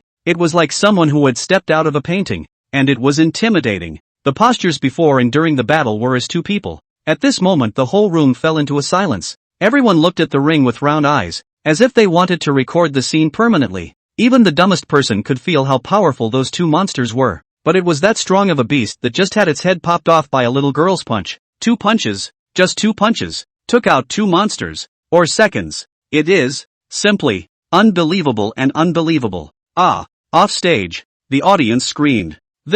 How is this possible? This isn't an illusion. It's real. They are inferior ferocious beasts? How is it possible? This little girl is an inferior ferocious beast. Why is it able to kill a first-rank beast in seconds? This is an inferior ferocious beast? Too strong. My god, is this even human? No, that's no ordinary power. It's infused with fire. Some people with sharp eyes recognized the power of that slap. Flame? Even Su De, who was a third-ranked powerhouse, didn't see anything fishy about that punch. In his eyes, there was nothing but terrifyingly strange power in that punch. That's right. Lu Zhengming nodded his head. Coalesce the flames. Inject them into the enemy through the fist, and then through the temperature. Make the blood in his body boil and evaporate, creating an expanding vapor, which leads to a terrifying explosion. Because it was too unbelievable, Lu Zhengming asked his teacher for confirmation. Teacher, do you think I'm right? He could still understand a little bit if a young girl of S-ranked ferocious beast bloodline did this. After all, the possibility exists. But the maiden of inferior ferocious beast blood, not bad. The old man nodded and praised. To achieve such exquisite flame control, that girl probably possesses an S rank or higher talent regarding flame control. How is this possible? Su De's eyes were filled with shock and his face was unbelievable. No, S rank flame control. That's a talent that only an S rank fierce beast bloodline girl could possibly possess. At this moment, Su De completely lost the composure of a Vice City lord. After all, it was all too unbelievable. How could it appear in a little girl with an inferior ferocious beast bloodline? If it's true, her talent is too demonic. Lu Zhangming hesitated for a moment and replied, there's nothing impossible. Keep in mind that his Imperial Beast Envoy is SSS rank. You mean because of the SSS ranked Sentinel Beast talent enchantment? Well, not unlikely. Lu Zhengming nodded. Moreover, Lu Mingzheng you have said less. There was not a trace of flame in the appearance of the little girl when she struck her fist. So it's highly likely that this little girl concentrated the flames into her arm, inside her fist, and struck out. What? This time it was Lu Zhengming's turn to be shocked. After all, in order to do so, in addition to the control of the flames, you need to not be harmed by the flames.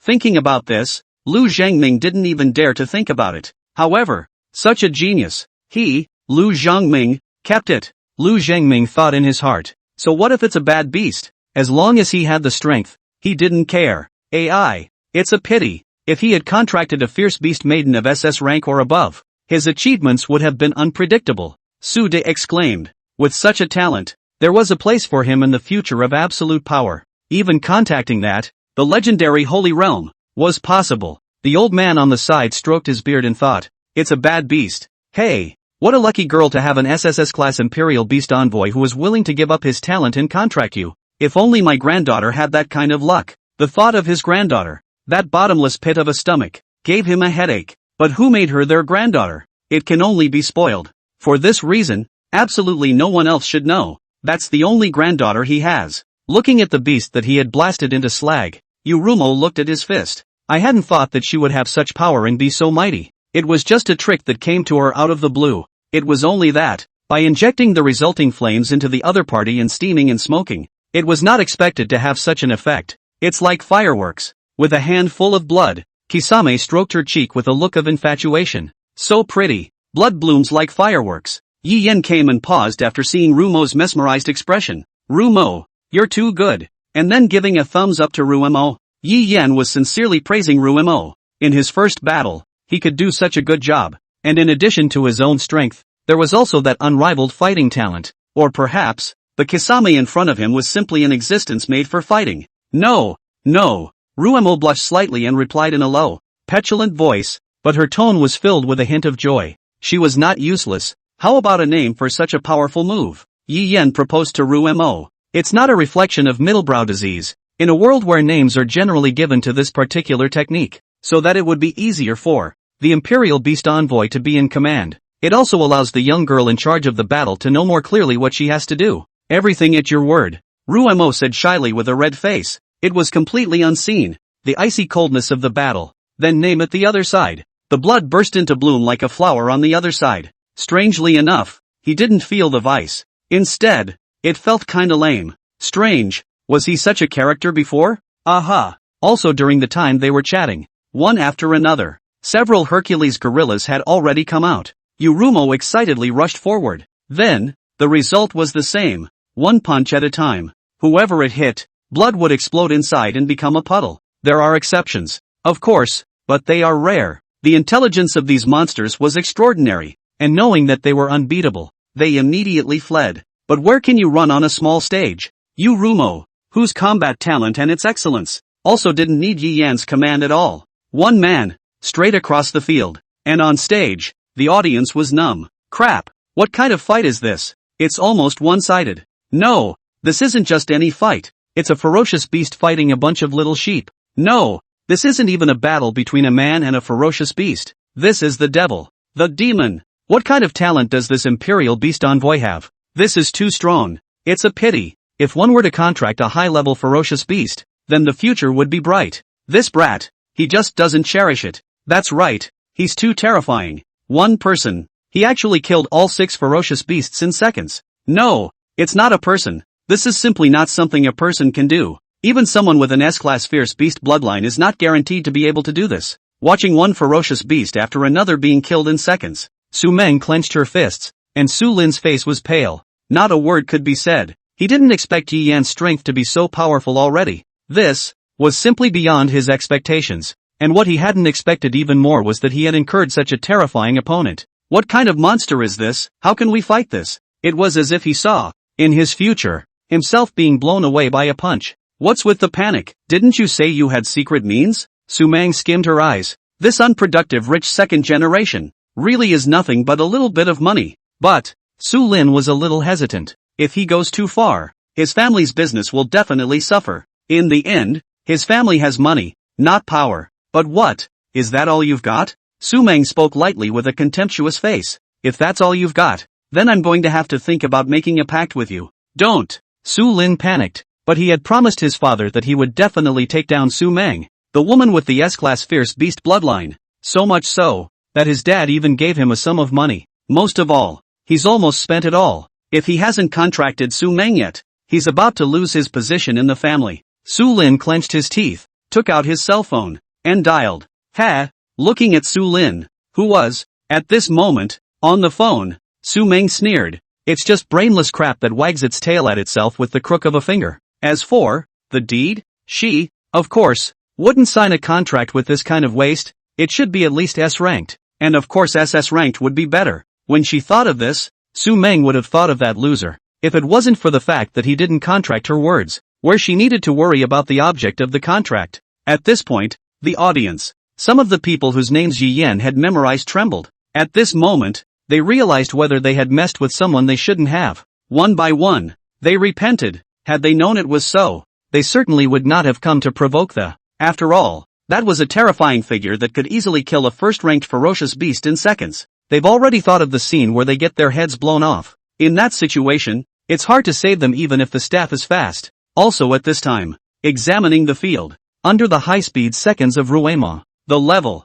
which has come to the 12th. And this time, what slowly came out from the gate was actually a second-order monster. This appearance immediately sent the audience into a frenzy. Second order? This isn't something that can be dealt with by a newly awakened. It's the S-ranked gifted fierce beast maiden that can't deal with it straight away. Right. Because of the appearance of the second-rank monsters, it made the entire square boil. It was even more exciting for those who had provoked Yi Yen. This is a second-ranked ferocious beast. An existence that can resist SS-ranked ferocious beasts. A second-order beast. This teenager is dead. Ha ha ha ha ha. That kid is done. The crowd was in a jubilant mood. There was nothing like seeing the person who had upset them suffer to make people happy. Especially this genius. A second-ranked ferocious beast. That was an existence comparable to a SS-ranked genius. Such an expert was simply not something that the current Yi Yen could deal with. Premium audience. Leader Lu frowned and looked at Su Didao beside him. The 12th level you have here. Is it that hard? It was important to realize that the gap between the first and second orders, while not heaven and earth, was still great. It's hard to kill over the top without special circumstances. What's more, the ones on the stage right now were still children who had just awakened and didn't even have first rank strength. This is really a bit difficult. Although, during the middle school examination week, against those absolute geniuses, it was the second order beasts that would be used, but it's usually on the last level, and this is only the 12th. I'm going to look into it right now and call it off. Su De was sweating, his heart bursting with bitterness. How is it that the bad things of the day are all crammed together? Damn it. Don't let him find out who it is, or he'll be in for it. Dare to make small moves in this kind of test. Really looking for death. No, those kids can. Look. Lu Xiangming had a smile on his face as he looked at the two people on the stage with great satisfaction. When dealing with geniuses, one shouldn't use extraordinary means. The same should go for testing geniuses. The second order is a limit value. Testing the limits of genius. Let's see what you guys are made of. The old man looked at the stage, and his originally stretched brows could not help but wrinkle. Those two kids, they might be even stronger than he expected. Second-ranked spirit beast, Flame Lord. In response, Yi Yen did not feel the slightest hint of panic, because, at this moment, the one who came was exactly surrounded by flames. Literally a Flame Lord. It is a type of elemental creature. But, coincidentally, the one thing they're not afraid of is flames. Roar! The second-order Flame Lord growled. The wings behind it flapped violently, and a ball of flames erupted from its body, soaring towards Ruemo on the ground. The attack of a second-ranked ferocious beast. That power was so terrifying that even SS-ranked powerhouses were afraid that they wouldn't be able to withstand it. The scorching flames caused the temperature of the surroundings to instantly rise, and heat waves came in waves. And to Yi Yen, who had a fire reduction, it was just a wind. Kisame watched the flames come. The eyes became glazed over. Rumo's silhouette suddenly disappeared in place before appearing in front of the Flame Lord's body in the next second. The Flame Lord's body swelled with flames around him, just as the crowd felt that Ruemo was going to be engulfed in flames, only to see Ruemo reach out. The flames that originally attacked her formed into a long whip and coalesced in her hand. Swish! Kisame threw it with force, bringing with it a blazing fire. It smacked hard against the second-order Flame Lord. Hiss! The flames were drawn out. Crap! What is this? The people in the audience were horrified. And that? Direct flame control? Or grab control of the flames from the Flame Lords? The man wiped his eyes. Am I looking at this the wrong way? No. You're not mistaken. I saw it too. No. You're telling me this is an inferior ferocious beast bloodline? A second rank Flame Lord is at least B rank for flame aerials, which means her control is A rank or even above that. Fuck. I'm crazy. No. Have you guys hardly forgotten? Her Sentinel Envoy's talent level is SSS. That is, this is the result of the increase? Yes. Absolutely. They simply didn't share the same belief that inferior ferocious beast bloodlines had talents above a rank.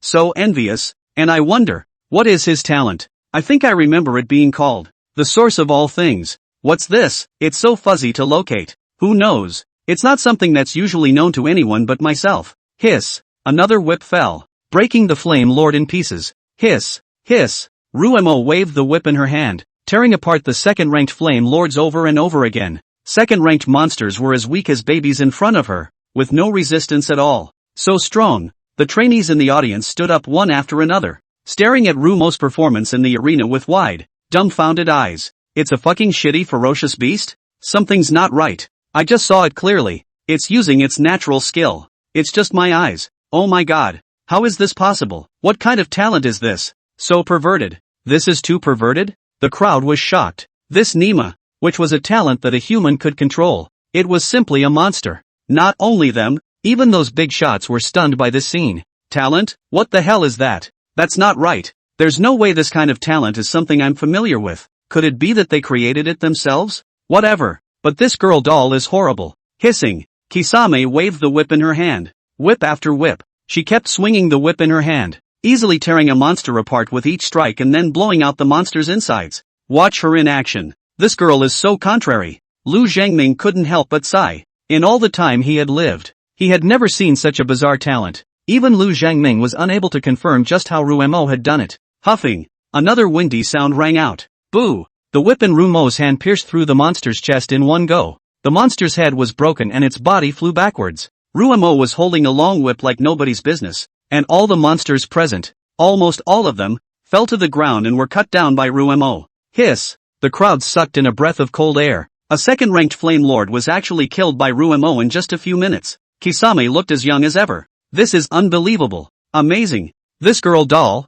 she's a killing machine. Lu Zhangming couldn't help but let out an exclamation when he saw Rumo's performance. Yi Yan watched the battle in the ring with a smile on his face. With the ancient beast, the three-legged golden crow's incarnation, then the power of the flame, this is not looking for abuse. At this point, the unexpected appeared. The gates, which originally opened only one per level, opened one after the other. Level 13, Second Order Beast, Two-Headed Python. Level 14, Second Order Monster, Scary Scarecrow. Level 15, Third Order Beast, Two-Headed Fiery Tiger. Level 16, Third Order Beast, Three-Headed Python. Level 17. The moment the 18th level opened, everyone froze. 2 Second Order Beasts, 4 Third Order Beasts. That's not even giving. What should be a difficult test for ADLT? Colonel, Graduate, the difficulty of which has ranked the level of college graduates above the high-level audience. This time Lu Zhangming was no longer in a testing mood. This is a difficulty that not even a Third Order warrior can break through.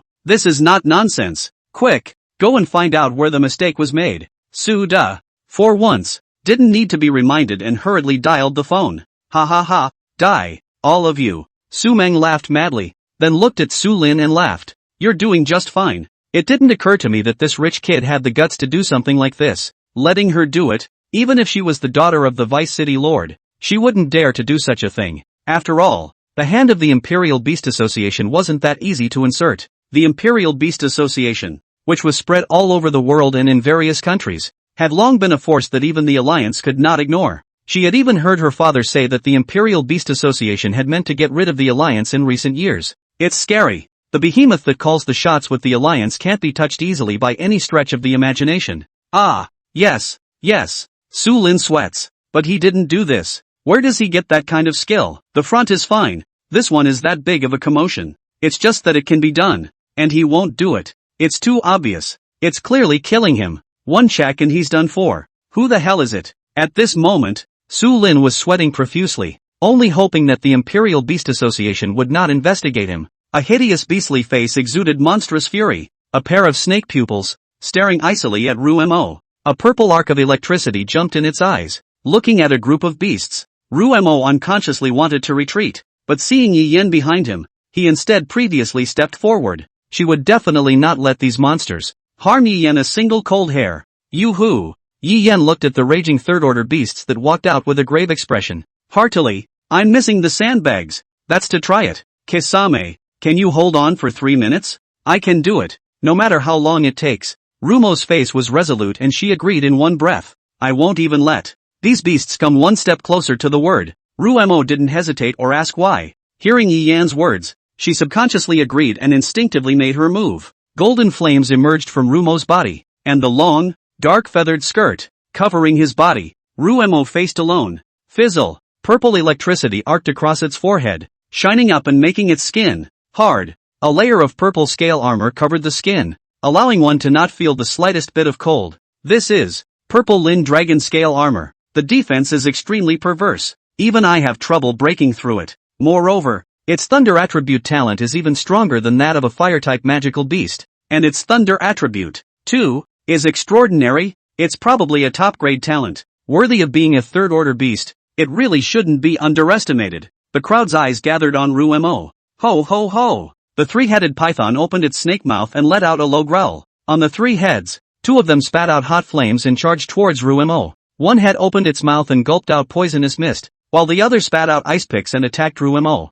A destructive force fell from the sky. Once it falls, it will surely create a sea of fire. Ho ho ho! The 3 massive lifeforms launched a fierce attack towards Rumo at the same time. A thick tail, like a whip, fiercely lashed at Rumo. A huge bear over 3 meters tall with an athletic body, teeth and claws, and a foot on the ground. The entire ring trembled, and a deep pit was stomped out on the ground. Every piece of flesh on their bodies was filled with power and speed, as if they could tear through space and crush everything. Also at this moment, the third-order purple Linosaurus simultaneously spat out purple arcs of electricity and blasted towards Rumo. A power grid that shimmered with blue light descended from the sky, enveloping Rumo in it. The long flame whip in Rumo's hand was constantly waving, smashing those electric grids that were flickering with electricity. She pointed her toes and crossed the air, avoiding the power grid. A purple thunderbolt fell, blowing an area around Rumo to smithereens. As Rumo stomped her feet, an unrivaled force rose up from the soles of her feet.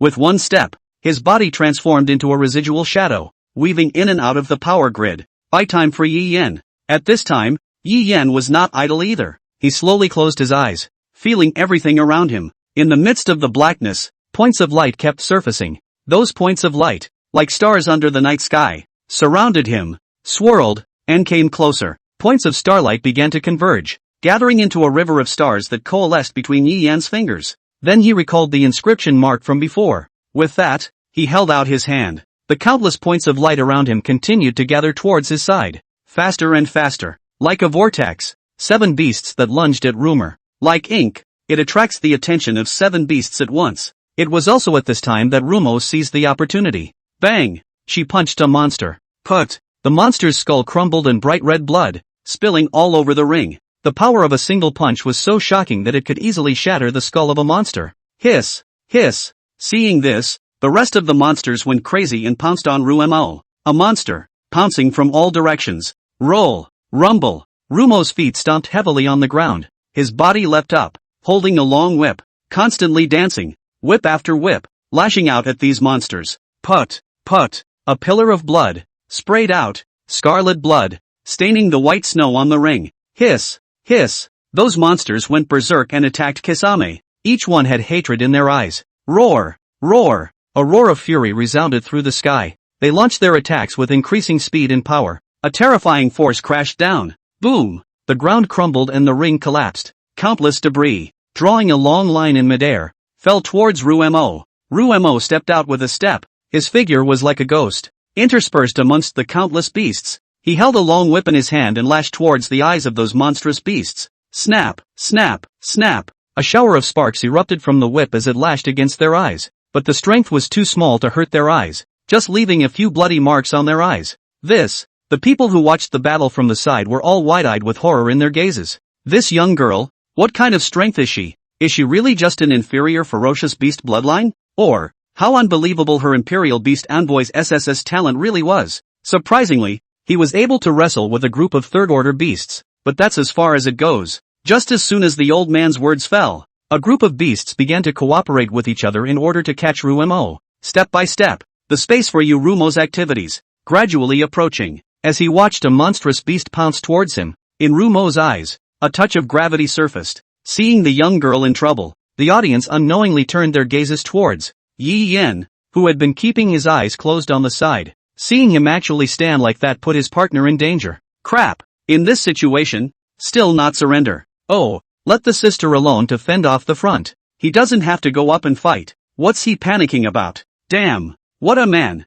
Sisters, when you see such men in the future, stay away from them. Humph. So what if it's an SSS Sentinel Beast talent? I won't contract him even if I die. The young girl in the audience had a scoffing look on her face. What are you doing here? Why don't you stop now? Looking at the young girl who was caught in the middle of the wild beasts, Lu Zhangming looked at Suda who was on the side and said with great anger, is it possible that a genius who was so hard to come by is going to be ruined like this? Good. Suda looked at the phone in his hand and nodded repeatedly. Just as he walked out, the door suddenly opened and a large man walked in. Suda was about to open his mouth, but his legs instantly weakened upon seeing the visitor. The person who came was none other than the Northern Military Region, the Investigation Corps, and the head of the Corps, Yang Zhang. Don't bother going, that's what I told them to do. Yang Zhang glanced at Suda, then looked at Lu Zhangming and said in a deep voice, you, seeing the visitor. Lu Zhangming was first surprised, and then a wave of anger surged to his heart and loudly questioned Yang Zhang. Why? Yang Zhang raised his eyebrows, walked up, and after slightly saluting with the old man, he looked down to the stage. Do you know who that young man is? A genius with SSS Beast talent? So what? Lu Zhangming was puzzled. Shouldn't that protect him? He actually took the SSS talent to contract such a ferocious beast there. Color obsessed. The more Yang Zhang spoke, the more angry he became, and his volume gradually increased. What a waste. God gave him such a good talent. Do you realize that this will kill him? I am. To teach him a lesson. He's not an SSS ranked gifted Imperial Beast envoy. I don't think he'll be hard to beat at this point. This kind of difficulty is something that even a third-ranked Imperial Beast Envoy wouldn't be able to pass. And you're letting a newly awakened Imperial Beast Envoy come? Yang Zhang, I'm afraid that when you first awakened, you couldn't even pass the second-order beast level. And you actually, now, measure others by standards far beyond yours? Aren't you being presumptuous? Self-righteous? Right. Yang Zhang nodded his head and did not have a single change on his face because of Lu Zhangming's mockery. It is precisely because, at that time, I had no so-called talent that I realized how valuable it is. I have come step by step, fought my way through the ranks, slaughtered on the battlefield, and built a legacy in exchange for my current position. Yet these, to those SSS-class geniuses, are just things that go with the territory? So I'm jealous, but there's nothing but anger at the asshole who's wasting his talents right in front of him. He'll die, then it's none of my business. This wouldn't have happened if he had contracted a maiden with a ferocious beast bloodline of S rank or higher. Lu Zhangming pointed at Yang Zhang, his fingers trembling slightly. You crazy bastard. Lu Zhangming's face was furious as he pointed at Yang Zhang and cursed. If he dies I'm not done with you. Such a gifted genius. They only produce one in how many years? However, Yang Zhang had a disdainful face. Dead is dead. Punk. He hated the kind of people who wasted their talent. Obviously have this SSS talent, but regardless of the country, the people considerations, contract a poor quality garbage. Just to look good? It's hopeless. If he's an SSS-ranked gifted Imperial Beast Envoy, he should take out SSS-ranked power and should face the SSS test. What do I care what he's contracted with? Yang Zhang looked at Yi Yan on the stage, his eyes filled with displeasure. If he were to contract a maiden of the same SSS Fierce Beast bloodline, would this difficulty still be difficult for him?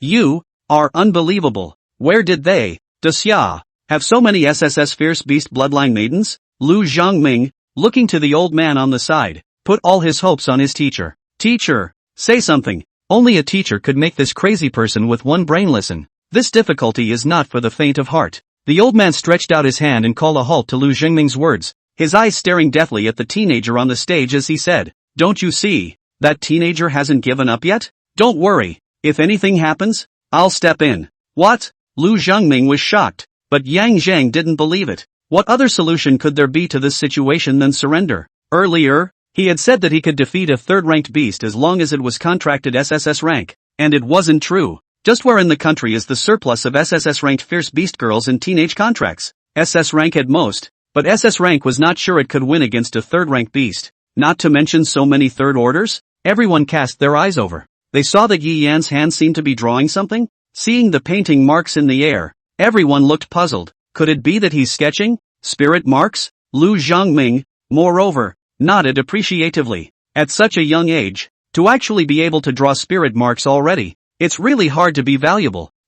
Spirit marks can be drawn by most people with a few years of training. Yang Zhang said so on the surface, but inwardly, he was still very surprised. He had investigated that the SSS class Imperial Beast Envoy, Yi Yan, had lost both of his parents in the frontier when he was young, and his place of residence was even moved away from the center area. Since then, Yi Yan had spent his time on a pension, and the time for receiving it had not ended until recently, as was the rule of the Alliance. For by this time the orphan is 16 years old and has the ability to live on his own. There is no need for the state to pay for further support. So here's the problem. An orphan on a pension. And how does one learn the knowledge of the engraver that can only be purchased with exorbitant amounts of money? Besides, a book is a book. And this kind of advanced profession is impossible to get started without a teacher to lead the way. And if you hire a teacher, that's another expensive expense that an orphan definitely can't afford. Thinking about this, Yang Zhang's heart had a horrible guess. As Yi Yan's hand kept waving, the lines in the air had reached hundreds.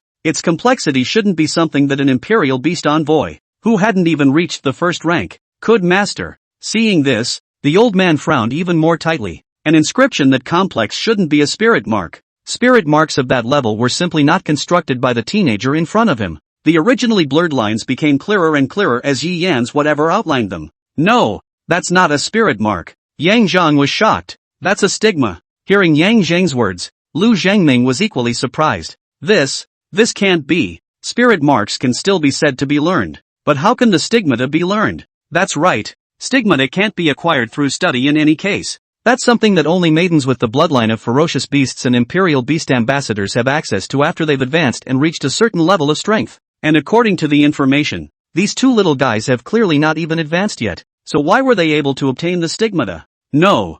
The old man interrupted. There's another kind besides this one. A kind? Hearing this, Yang Zhang, glowing with realization, as if waking up from a dream. Could it be that sensei is talking about? The benched stigmata. That's right, the stigmata. Why and wherefore did the benthic stigmata appear? Until now mankind itself has not been able to fathom it. The only thing that has been mapped out is that it has a chance of appearing in the body of a ferocious maiden, and that chance is 1 in 10 million inch, the power of which naturally goes without saying. Bang! Also at this time, Yi Yan's outlining was nearing its end. A lifelike picture of a divine bird perched on the ground slowly disappeared after the last stroke was sketched out. A circular formation that hovered above the finished outline stigmata. The stigmata shimmered and gave a buzz. Around the stigmata, a circle of ripples appeared. A majestic power, converging from all directions, surged towards the stigmata, making the stigmata brighter and brighter. The old man, who had been calm all along, finally revealed a shocked expression. From the stool, he slowly stood up. Such a bizarre thing he had never seen before. In the world, there are actually stigmata that look like this? Regardless of whether it was a holy mark, a spirit mark, or a martial mark, they all belong to the category of inscription marks. And the inscription mark, the reason why it was a mark, that was because of its simple structure. No matter if it was a ferocious beast in human form, or if it was a stance display, it was all through a few strokes. The most of these native stigmata could not make it to this point. It's not traces, it's the chart. It's like a perfect picture of divine bird nirvana. One was holy, one was demonic, one was domineering, one was charming, one was noble, and one was evil. Buzz. Also at this time, above the stigmata, a golden pattern appeared. These lines, densely packed and filled with all sorts of arcane runes, gave one a dizzying feeling at first glance. There was a faint halo of light in it, slowly flowing. The golden crow rises in the east and brings out the sun. The red sun rises and shines in the sky. Stigmata. Flare. As soon as Yi Yan's words fell, the runes in the center of the stigmata flickered and wavered, and a golden light, which radiated out from it, radiated out towards the surroundings. An aura of ancient vicissitudes emanated from the stigmata. The golden light shone on Rumo, who was surrounded by wild beasts. Buzz. On the skin of Rumo's body, a fine golden pattern slowly flowed. This golden pattern was like a silk cocoon. Rumo closed her eyes tightly. Ho ho ho! Sensing the danger, the beast growled and backed away. but it's already too late. Ka-ching! The golden cocoon suddenly split open. In the center of the red sun was a black, three-legged raven, and the black raven crouched in the center of the red sun, surrounded by a golden red light. The name, Golden Crow? At this moment, the three-legged golden crow was surrounded by terrifying flames. Just like a round of sun, it spreads its wings and lets out a loud and clear cry. The spread wings covered a large part of the sky. A blazing wave of air exploded out from its body. This wave of air gave the old man a palpitating feeling. Roar! Roar! Roar! When the group of monsters saw this, they all let out a violent hiss. They tried to escape, but it was all in vain. A vast stream of air swept in an instant. All the monsters, all of them turned into ashes in front of this air current. In a single breath of time, the three-legged golden crow decimated all of these monstrous beasts. The airwaves continue, spreading outward. Vast waves of chi spread out. A horrible aura struck outward. Danger! The crowd was shocked. What kind of power was this to break through the spell formation and affect them? This is simply unthinkable. This was an attack that a royal beast master who hadn't even reached the first rank could unleash? No, not good. The people in the audience were in a state of shock. What a horrible power. Are we going to die? At this moment, the crowd only felt their sweaty hairs standing on end and their scalps tingling. The temperature all around was even rising because of, well, the upcoming air wave. It was as if they were in a vapor.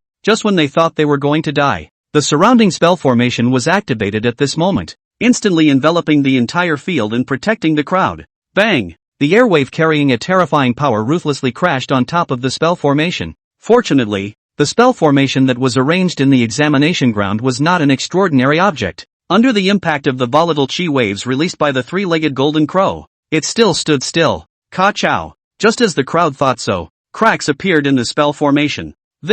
How is this possible? The crowd was shocked to see this. In decades, not since the construction of the Clear Spring City Imperial Beast Association branch, this has never happened. How can there be cracks? The crowd couldn't believe it. Let the reality was found right in front of their eyes, not allowing them to disbelieve it. Ka-ching! Also in the moment of their surprise, the originally tiny cracks, like spider silk, spread around, approaching the soon-to-be broken eggshell. Also at this moment, a huge vortex appeared out of nowhere. Taking those raging waves of air, he swallowed them up. The spell formation operated on its own and began to repair. Who? The crowd in the audience saw this and breathed a sigh of relief. They were really scared to death just now. They almost thought they were about to hang up. Above the advanced audience, the faces of the people were grave. I remember this spell formation, although it was set up based on the Lieutenant Colonel's test, is a bit weaker, but it wouldn't be broken by a newly awakened Imperial Beast envoy. Lu Zhangming hesitated for a moment, then looked at Su De, who was frozen at the side. Even if it's an intrinsic stigma, this power is too unbelievable. This spell formation, even a peak third-ranked powerhouse wouldn't be able to make a single crack in it. Su De stammered, really frightened by the absence of just now at least, also, from a fourth-order powerhouse. When he said this, Su De was also very unconvinced. A newly awakened Imperial Beast envoy was actually able to release a strike from a fourth-ranked powerhouse. It's too much. To say monster is an exaggeration of monster. Hearing Su De's words, Lu Zhangming and Yang Zhang were even more shocked. The two who had just awakened and had not yet reached the first rank. How could it not be mind-boggling that a fourth-order combat power had erupted? It was unheard of. Even if it was, SSS Sentinel Beast Talent, plus SSS Fierce Beast Maiden, added through a contract. They wouldn't dare to claim such explosive power. I'll take these two. LV Zhangming had an excited look on his face. With such talent. So what if one of the maidens is an inferior ferocious beast? Now for Lu Zhangming's excitement. Yang Zhang was even more complicated. Yi Yen, Moon Rumor, complete the clearance of all levels. Rating, SSS. With the fall of the voice, the whole place was abuzz, shocking the entire room. After all, it's an almost impossible achievement. This is genius. Countless people are shocked. Now, no one looked at Yi Yen with a mocking gaze anymore. There was only respect, and the fear that was etched into his bones. Even SSS-ranked ferocious beasts would have a hard time getting through so quickly. There's still room for more. It's a monster. Saying monster and insulting the monster? Tick-tock. At this moment, the sound of dripping continuously came from the venue. And those people were the ones whose names were written down by Yi Yen. And at this moment, they opened their cell phones and were met with matchmaking applications. On the graduation test, it is impossible to refuse the invitation for those who receive it for the first time, or the test grade is nullified. This rule is used to hammer home these graduates. Of course, cutting is not allowed to kill each other. Plus, each venue will have a third-order referee who rescues whoever they want. But at this moment, seeing a scene like that, these people were not the least bit tempted to cut through it. No, don't. I am not fighting a monster like that. Will die. They fell away. Can't kill? If someone's a great genius kills a person, they'll still be executed? Referee saves the day? Seeing the scene just now, they didn't think that a third-order referee could save them. What's more, the previous move of hitting the first rank with a direct headshot, being hit with a direct headshot, the referee might not even have time to react before they were already dead. It's just a matter of not being able to graduate and delaying it for a year. There was no need to put your life on the line to fight a monster like that. Big deal. We'll fight next year. Premium audience. The old man didn't sit down after he stood up from his stool. Eyes dumbfounded. He looked down at the stage. The spirited teenager. Silent tears were shed. Chang Ming, did you see that? We, Dasya, have produced another supreme genius just like you. What will be the outcome of this one? Senior. Sensei. Teacher. What's wrong with you? The two of them panicked and inquired after seeing the teacher's appearance. No, it's fine. The old man stopped the two disciples who went forward, and his eyes fell on the two people on the stage. Yi Yan and Yu Rumo. You've opened my eyes to the possibility of something different. It's just a shame. If only I could have met my granddaughter one sentence earlier. I'll take the kid. The old man looked at Lu Zhangming and Yang Zhang with an unquestionable firmness in his eyes.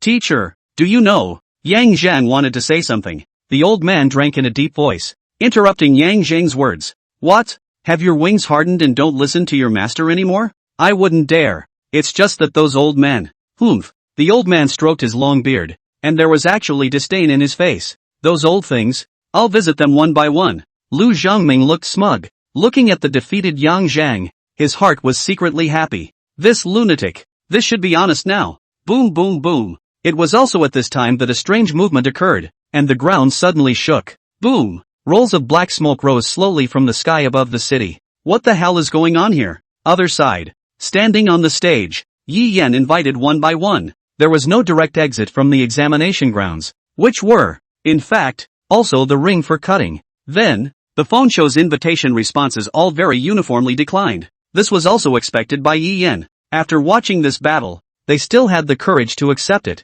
so it could only be said that they were confident in their own strength. It just feels bad that I can't personally beat them up. Words, aren't they coming? At this time, Yu Ruemo was already rubbing her fists, full of energy and ready to beat them up. Say, aren't you tired, Kisame? No. Yu Ruemo flashed a bright smile. Yes. He felt a little tired and felt like he was being drained. It's the use of the stigmata, isn't it? It always felt that there was still a lot he didn't understand about this world. And learning, indeed, is still school. I also wonder if the bait he laid down will catch a big fish. Words, no one? Kisame was a little disappointed. She was looking forward to it and had done a lot of warming up for it. Well, I guess not. They're all afraid of Rumo, so they don't dare come. Yi Yan stroked Rumo's head. Ruemo had a face of enjoyment, her soft face rubbing back and forth against Yi Yan's hand. Let's go. Okay, I'll listen to the words. Aha. However, just as Yi Yan was about to leave, hey,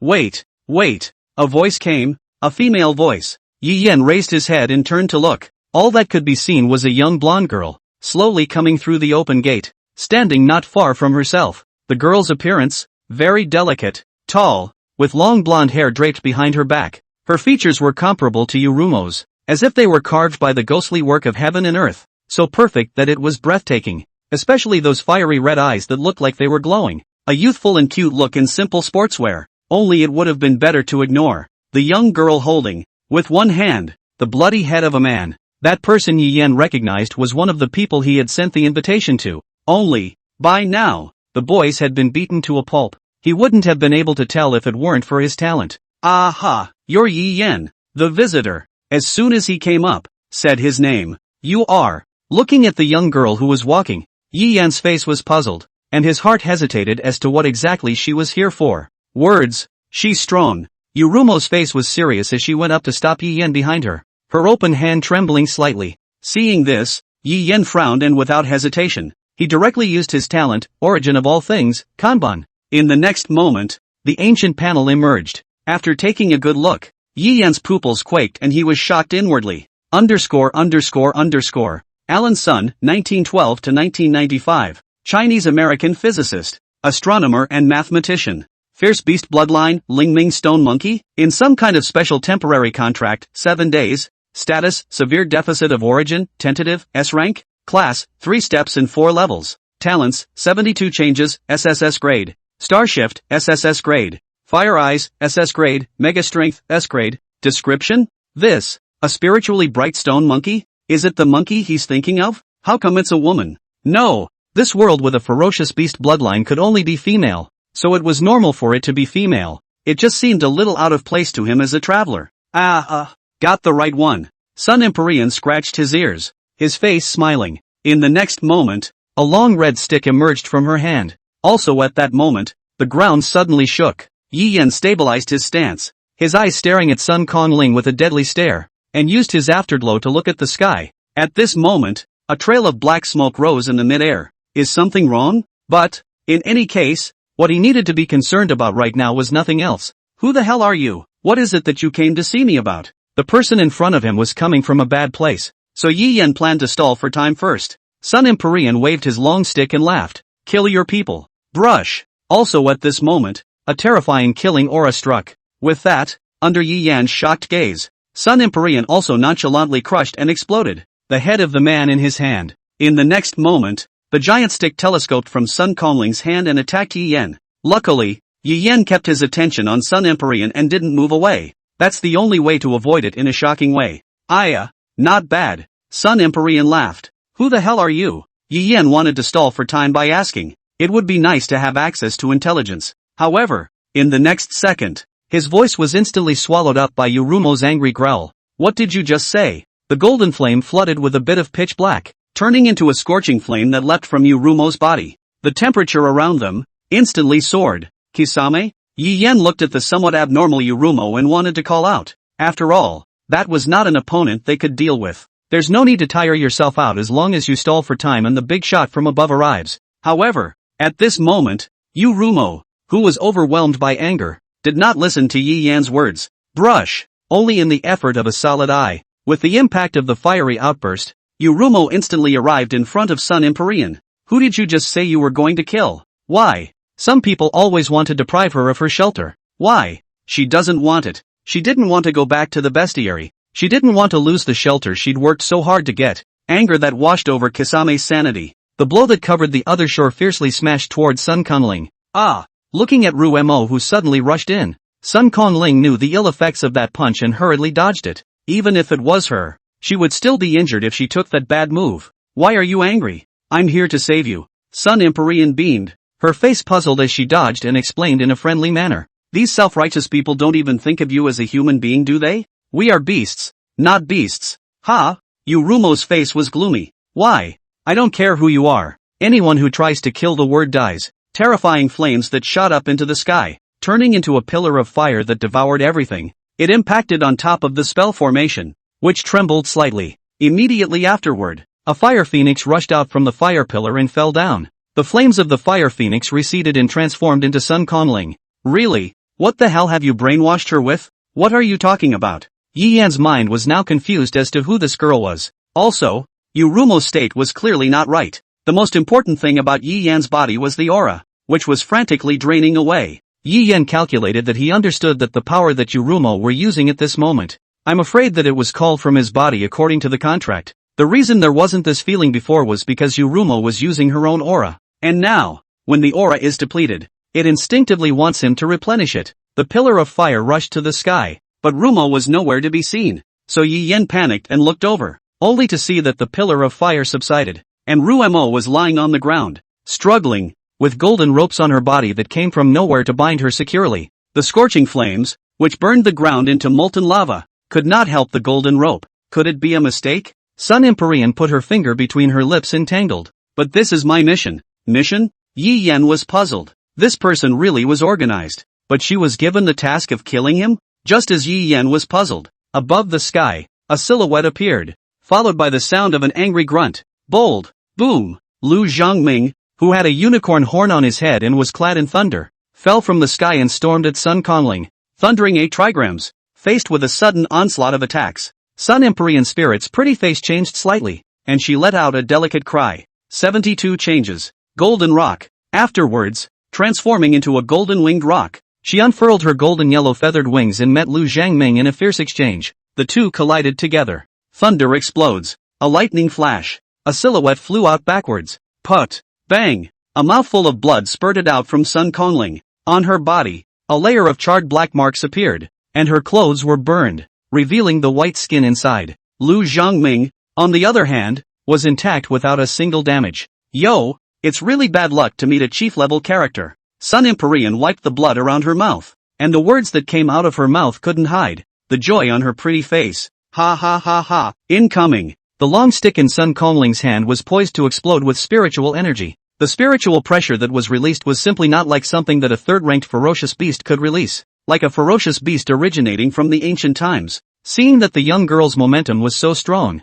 Lu Zhangming was slightly stunned. Immediately, after hearing the young girl's arrogant tone, Lu Zhangming snorted coldly. Seek death. His face was filled with anger, and he shouted angrily as he charged towards Sun Kongling once again. Countless thunderbolts streaked through the air, tearing through the void as the attack covering the thunder strike fell violently. Ha ha ha, come on. Sun Kongling laughed out loud, and above the long stick in his hand, a number of golden lines lit up. The spiritual energy that gushed out was all absorbed by the long stick in his hand. Just as the two were about to exchange blows, a beautiful silhouette suddenly intervened. Monkey, stop playing. It's time to go back. The woman suddenly appeared in front of Sun Kongling and pressed down on the long stick. In the next moment, that shocking pressure, surprisingly, dissipated under that Qian Yu's hands. On the other hand, the woman was just facing Lu Zhangming's direction, lightly lifting her palm and pressing it in midair. When the entire space was plunged into a burst of distortion, Lu Zhangming's attack instantly collapsed, a punch that shattered the void.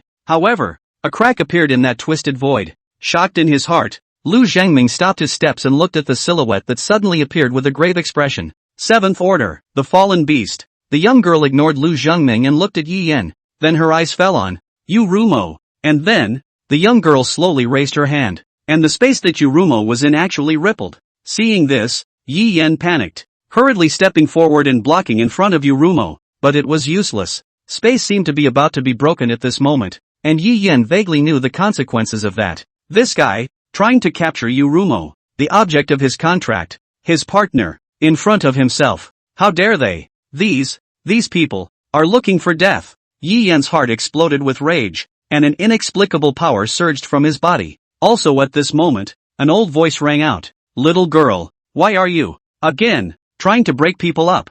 Bang! The originally agitated space instantly calmed down. Yi Yan was relieved to see this and quickly retreated to Rumo's body, only to see an old man walking slowly. The woman witnessed, and also stopped her hand, her pretty eyebrows slightly furrowed. I didn't think that your old man, this kind of existence, would also appear here. Ha ha ha, but it's just happenstance. The old man let out a light laugh and then said, they are the juniors that the old man has his eye on. So, you guys just don't give them a hard time. Hearing the old man's words, the woman frowned, knowing all too well the meaning of the words in front of her. The old man. It was a warning to her. The old man in front of him was unbeatable. Words. You're too impulsive. I'm sorry. It's not your fault. Yi Yan helped Rumo untie herself, and the moment the rope hit the ground, it directly disappeared. Words. They're dangerous. You go. I'll do it. Rumo wanted to rush forward and protect Yi Yan behind her. Don't worry. Yi Yan stroked Rumo's head and comforted. It's all right now.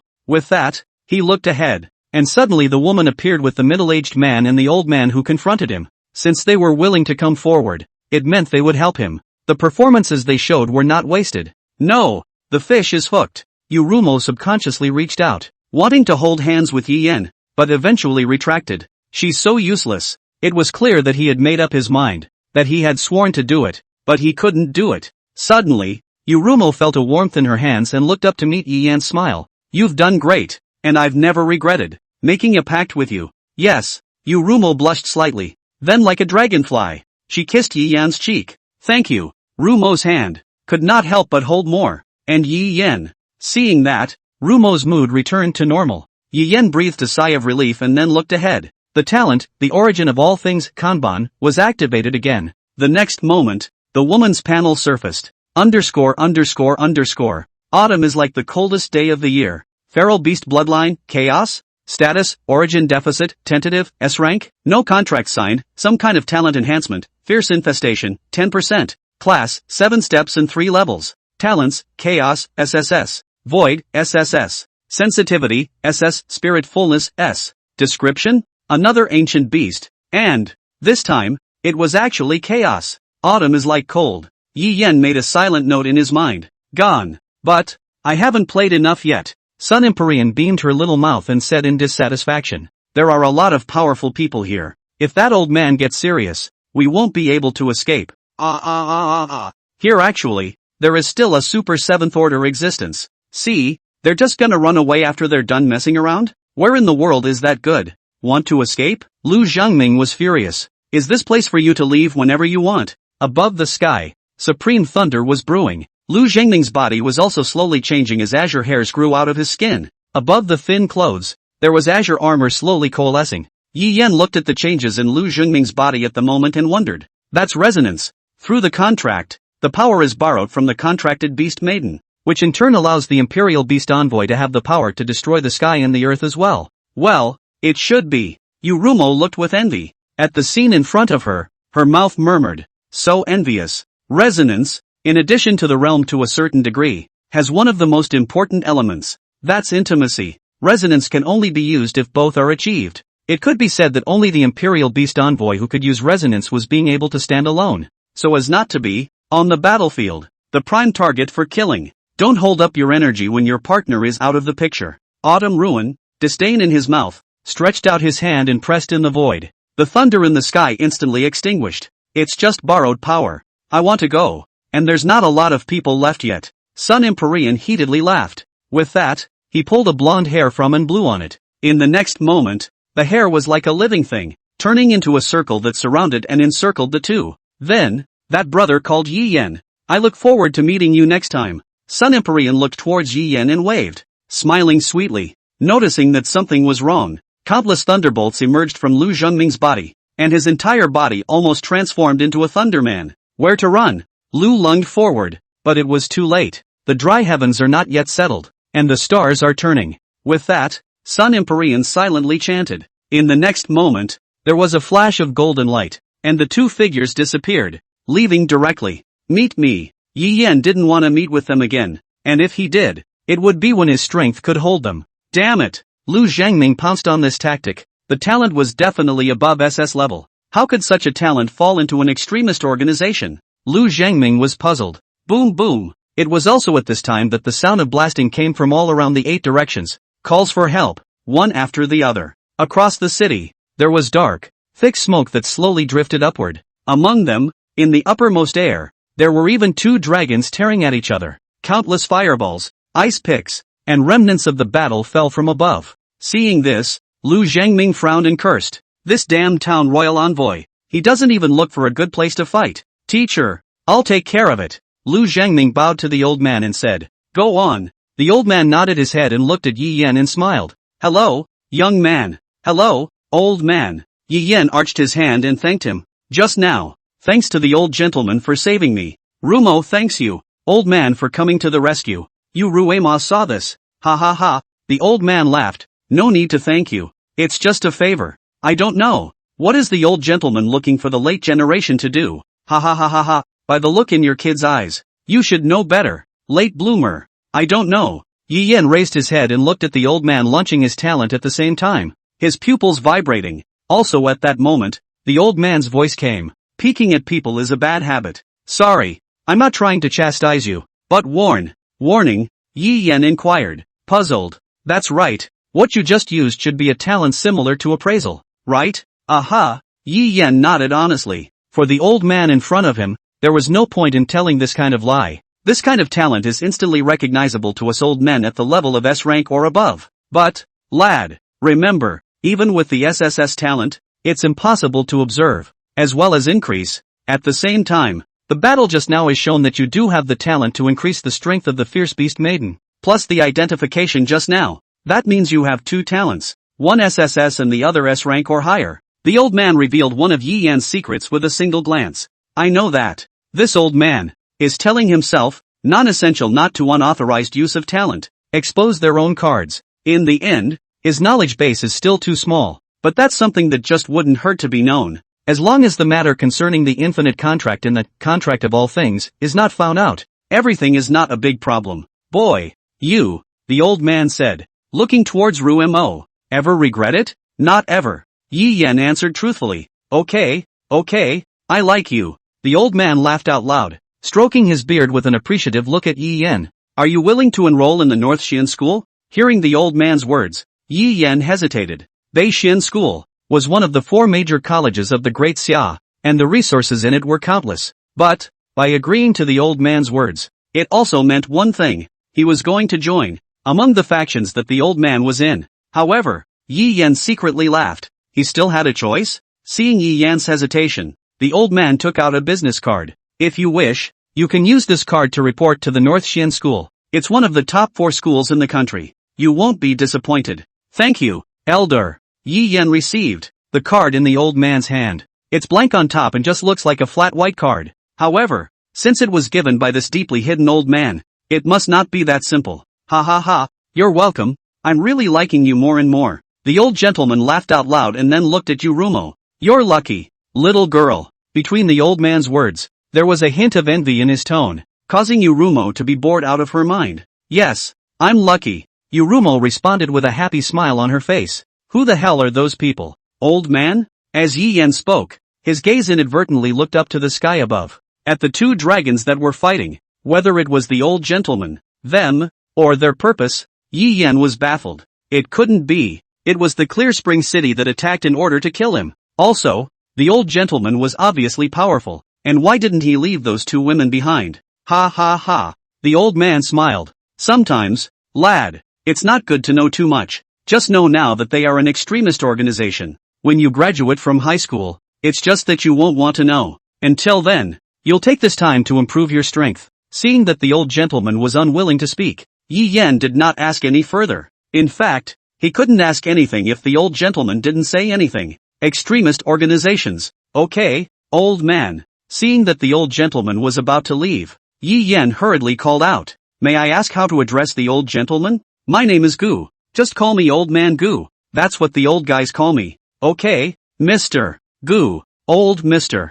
Gu is gone. It was like, just to talk to him about something irrelevant. Yi Yan looked at the card and froze. I had thought that he would have access to a ton of resources. This is not the same as the scene inside the novel, where the protagonist pretends to be a bully and then a whole bunch of resources are sent up. Yi Yan shouted inwardly. But it's no worse. Perhaps the old man had paved the way for him to go behind his back. It was a question of whether Yi Yan would go or not. He didn't like it. Someone dictating his path. But, that's only if there's enough power. The problem is that right now, he doesn't. Going? Rumo's eyes left the card, blinked her watery eyes, and looked at Yi Yan. Not to go. Yi Yan slowly shook his head. It's the choice that's not there. Just now, he used his talent, and Kanko actually couldn't see the value panel? Mind you, it was the 7th order that he could see. In other words, the old man's strength was above the 7th rank. There were not many characters of this realm that could be found in the entire country of Daxia. It seems to have embraced the thigh.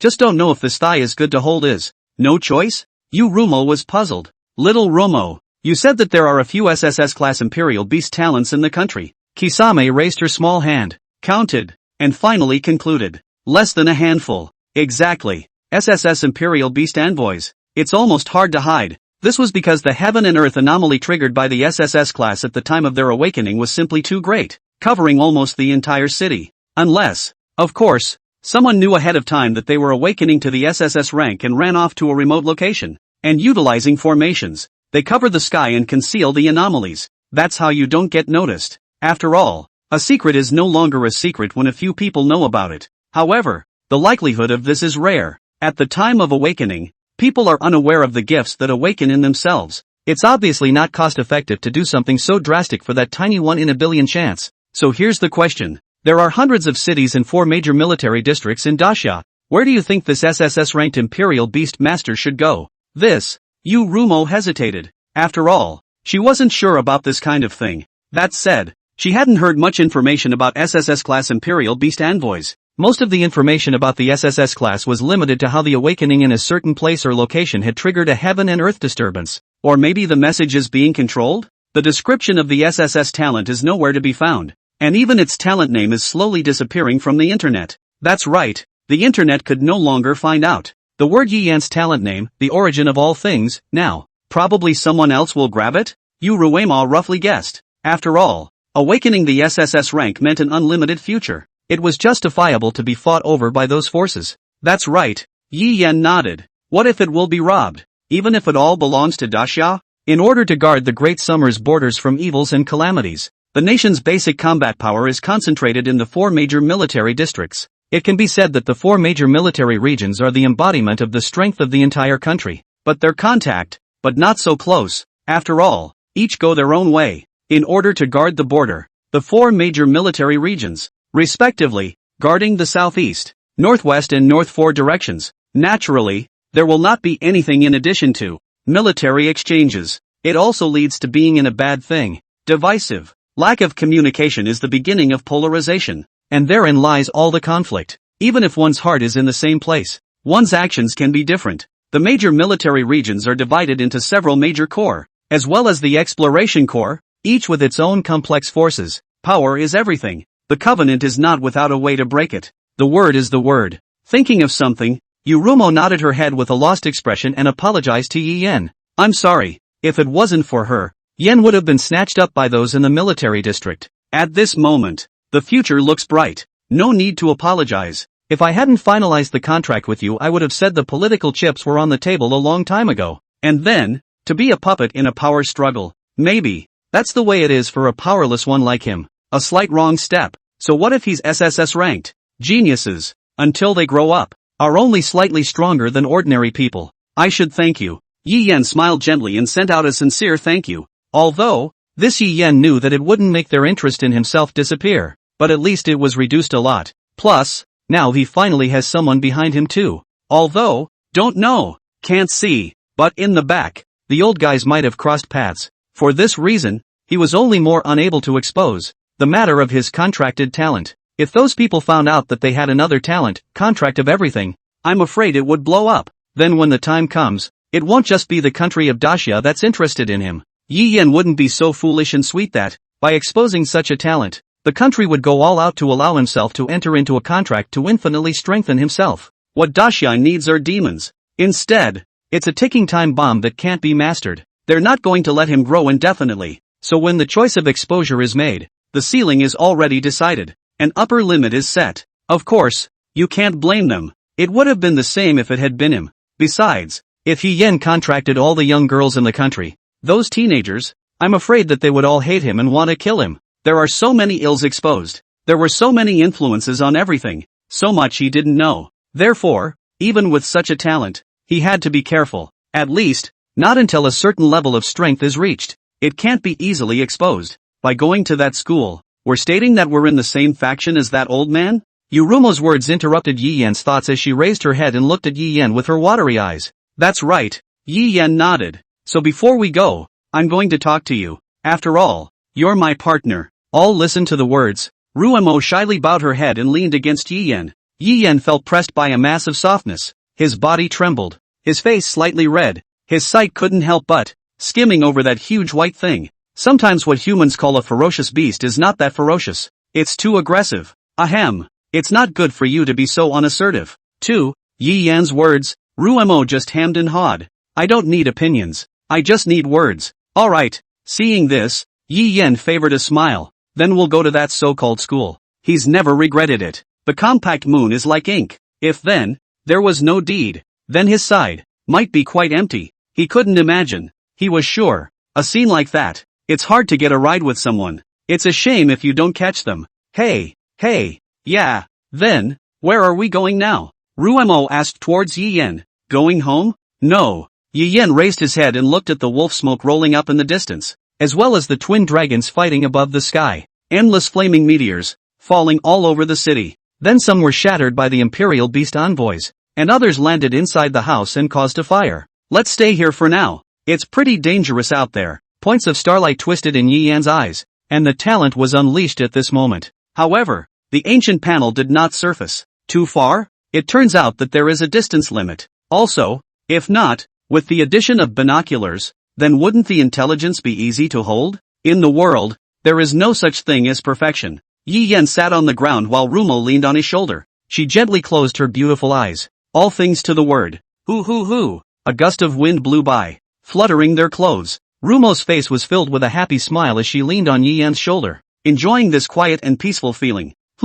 Suddenly, she opened her beautiful eyes. She saw that Yi Yan was staring at herself with a deep gaze. Her cheeks were slightly red, not daring to look directly at Yi Yan, and she lowered her head. Why are you staring at me like that? It's not like you haven't seen, she murmured in a small voice. Ha! Yi Yan was dumbfounded. As he looked at Rumo, his heart and mind swirled, and he couldn't help but reach out and caress Rumo's silky and delicate cheeks. Seeing this, Rumo leaned her face closer with a face that enjoyed Yi Yan's touch. Ha ha ha! He grinned, like a clingy kitten. Not sure if this is dependency or what, but whatever it was, what did it actually mean to him? Tick-tock! A message came through on his cell phone. Yi Yan opened it to see a piece of news. At 4:10 p.m. A group of terrorists called Shura attacked the veterinary barn, and many beasts that were unable to sign the contract and were devoured by the ferocious nature are now on the run. So please report to the veterinary barn's exclusive phone number if you see it immediately. What follows is a series of bounty pictures. It's the Shura organization, and the people who escaped from the animal pens. Among them happened to be the one who had launched an attack on Yi Yan not long ago, Sun Kongling, and that woman, Cho Ruan. However, Yi Yan felt that it was useless for Sun Kongling, that woman that is, shared through previous battles. The so-called 72 changes was really what he had imagined. The spiritually bright stone monkey that masters all changes. Wanted with a portrait. All of this doesn't make much sense. Attacking the Beast Association and the Beast Pens, and I don't know why. No, in fact, Yi Yan could think of Shura, extremist groups, bestiary. Sure enough, there was so much about the world that he didn't understand. It was so much fun. Yi Yan looked away at the clear sky where the twin dragons danced. Inside, a strange feeling surfaced. Will he or she one day be able to fly freely above the sky, just as they did? Speech. I got it here too. Yurumo held her phone and froze as she looked at the reward picture on her phone. They tried to hurt words, and I decided I wouldn't let them go. Yurumo still remembered Sun Linkong, the murderous aura that was released at that time. That really wanted to kill Yin. That's the only thing she definitely didn't forget. But, looking at the picture, the young girl coming out of the beast pen, a hint of sadness flowed out of Yurumo's eyes. Those girls from the pens, so sad. Yes, Yi Yan sighed, agreeing with Yurumo's words. And on the picture, the empty eyes were eyes that had thoroughly seen hell. To ask him why he knows, the answer is simple. He's seen it. Those are the eyes that have despaired of the world and don't care about anything, but it's necessary to keep society running. Yurumo narrated the common sense of this world. There was no expression on his face, as if saying something insignificant. Clearly, this shouldn't be the right thing to do. Obviously, this shouldn't be coming from someone who should be in the pen. They are the ones who will bring turmoil to society. And indeed they are. The ferocious beast girl who had lost her mind was nothing more than a beast that followed its instincts and only knew how to hunt and destroy.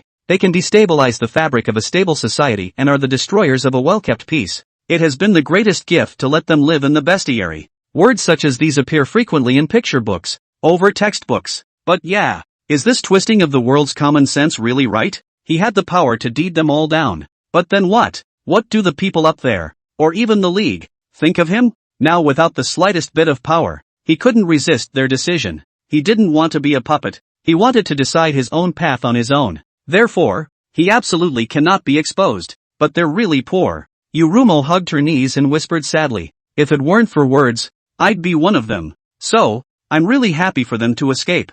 Yurumo said and cried. Words, you say, am I out of my mind? Obviously they're bad people who want to hurt words, knowing full well that it's not right. Still, when bringing yourself into it, you can't help but think that way, knowing full well that their escape would do more harm for the world. No, it's not your problem, and it's not their problem. Yi Yan held the crying Yurumo in his arms and comforted her. At this moment, the moon is like ink, as if the flowers on the other side of the river are brittle when touched. They just want to be free, and they're just trying to be safe. Nothing is wrong. Yi Yan didn't know why Yurumo had such a clear understanding of the beast pen. Perhaps he had seen it before? At least, Yi Yan hadn't seen it. It was only mentioned in books in a few words. That's the man who holds the beast who lost his mind. And, bad beasts. Yi Yan searched and found that at this time, Qingchuan City was already in war preparation mode. The spell formations placed throughout the city were all turned on. The report says that some were escaped, but it was good that the phalanx opened in time to leave some behind. It's opening up a city-wide search. However, this was not good news for Yi Yan. That is, this commotion continues, so that means the city isn't as safe as it was before. It's no joke if you're suddenly caught in the middle of a battle storm. Although, they were able to kill the 3rd rank however. For the 7th rank, it was just a matter of blowing their breath, and they could just wear him down. It was only that it did not occur to me that the robbery of the animal pens would cause such a reaction. It seems that he'd better not get any ideas about that. His little body couldn't withstand being built like that. Some of the people who didn't have time to escape. Hopefully, it's better not to encounter it. Seeing that it was about time for the commotion to stop, Yi Yan looked at Rumo Dao who was clinging to his arms like a small meow. Rumo, let's go home. Aha, Kisame nodded. Go home. She's got a family, too. Happy. What Yi Yan didn't know was this. After the assessment time is over, the principal of Tianyi School was arrested for being privy to the test. Su Lin was even directly captured by the Imperial Beast Association and put in jail.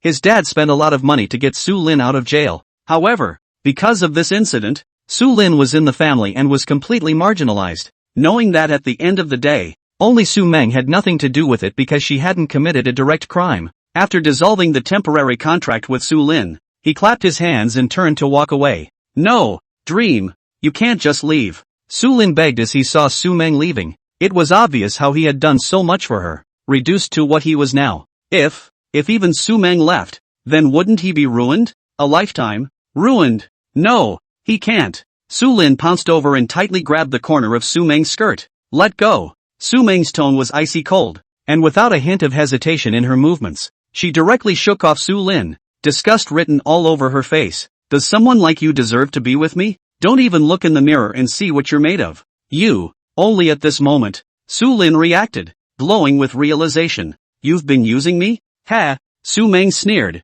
That's not. You're not very stupid. You can't. I beg you, don't abandon me. Su Lin is stalking. But it did nothing for Su Meng and even made her want to vomit. Fire flared at the thought that she had actually made a contract with the person in front of her. Even if it's a temporary contract. Waste. An A-ranked waste who also wants to contract S-ranked Ben Genius. Su Meng kicked off and Su Lin tried to struggle, lifting his head. Next moment, bang! With one foot stomping his head dead center, Su Meng looked down at Su Lin and said coldly, listen, disappear from my sight immediately. No, from now on, don't pester me. I won't let you go. Su Lin had abomination written all over his face, and his face was hideous. Oh, Su Meng lightly laughed, as if she had thought of something. Her face instantly grimaced. You prompted me. You? What do you want? Su Lin was scared and tried to escape, but it was too late. The contract had been lifted. Losing the final shackle, Su Meng had no qualms whatsoever. The arm transformed into a tiger's paw and went for Su Lin's face with a claw.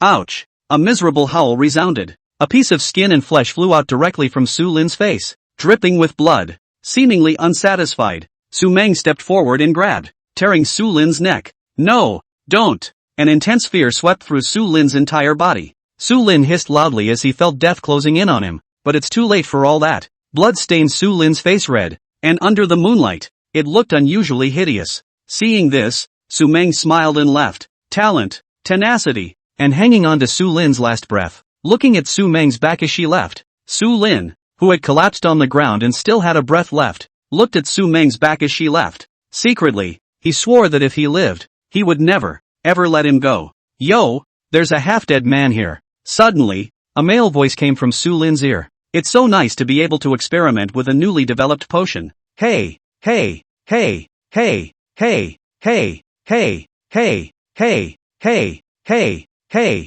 hey, hey, hey, hey, hey, hey, hey, hey. What's not to like? The man hemmed and hawed. When the time comes, just bring the coils and it's no big deal. Yeah, too. Su Meng waved her bloodstained hand, her brow slightly furrowed in dissatisfaction. All dirty. Wouldn't have wanted to do it myself. That punk really had to say something provocative. Too. Su Meng? Dad. The visitor was none other than Su De. What are you doing here? Come on. Su De frowned. Those people from the extremist organization are still in the city. It's dangerous here now. Ah, okay. Su Meng smiled sweetly and took Su De's arm. But Dad's worried. I thought those guys didn't hurt women. I'm a woman. Only in general, not in particular. By the way, Dad has enrolled you in the North Shin school. You should be able to find a suitable Imperial Beast envoy if you go there. Remember to be early. Really? Thank you so much, Dad. The two spoke and disappeared into the night. At night, the streets come and go,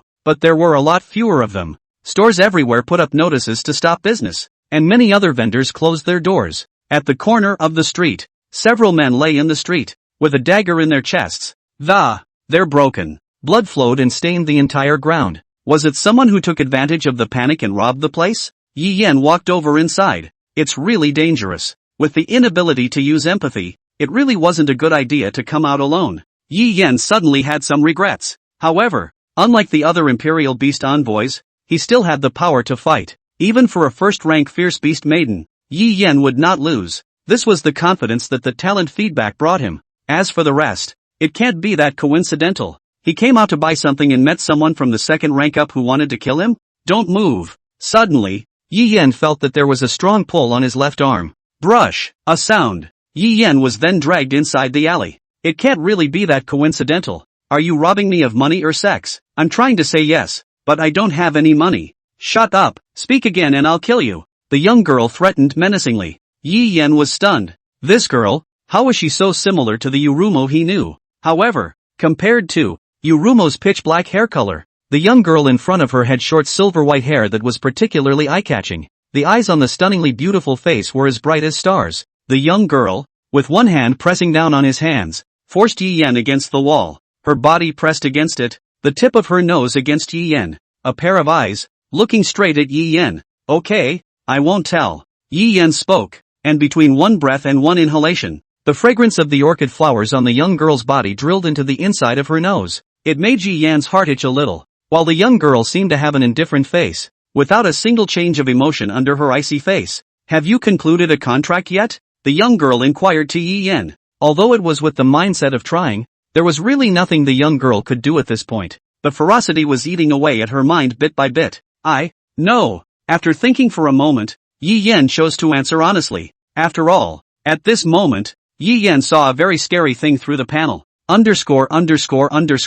As cold as snow. Feral beast bloodline, cultivating the snake. Status, serious deficit in origin, tentative, S-rank. Ferocious devouring, 90%. On the verge of bursting, uncontracted. Class, 3 of 6. Talent, mirror of water, SSS grade. Rain of bubbles, SSS grade. Water control, SS grade. Sensitivity, S grade. Description? Yi Yan really wanted to spit out what kind of luck he had recently. Actually encountering ancient ferocious beast maidens one after another. I should also say it was luck or something. No? Then why are you blushing? Cold Ruoxue moved closer, her slender eyebrows almost touching Yi Yan. But Cold Ruoxue, as if she didn't care about that side, issued a doubt with an expressionless face.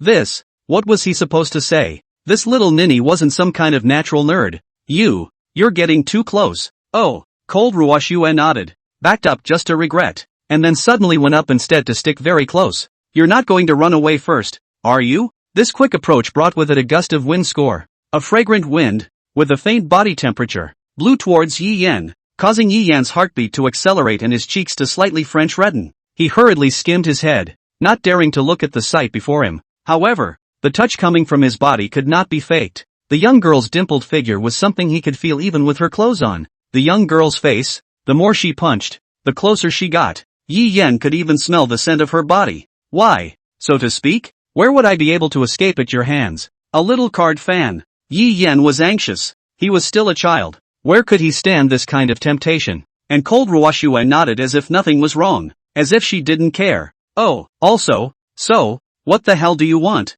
Although, Yi Yan already knew what the young girl in front of him really wanted, but it's good to ask at least, so as not to reveal anything about his talent. Well then, will you sign a temporary contract with me? Cold Ruoxue's mouth was saying so, but she had already bitten her fingers and painted temporary contracts, spells, on her own hand. Good. Just the moment Yi Yan's words fell, Cold Ruoxue had already finished drawing and grabbed his hand, connecting her 5 fingers and holding it tightly. Looking at Cold Ruoxue who was so fast, Yi Yan raised his eyebrows. Was she asking for his opinion? Straight off the lid, with a shimmering flash of light, and then it just went dark. Seeing this, Cold Ruoxue frowned, her gaze dead on. Yi Yan seems to be considering something. what to dwell on. However, her brain was in a state of confusion, and she no longer had time to care about anything else. Subconsciously, following her inner instincts felt pretty good. Me, neither. Yi Yan's words. Before he could finish, he suddenly felt a softness in his lips.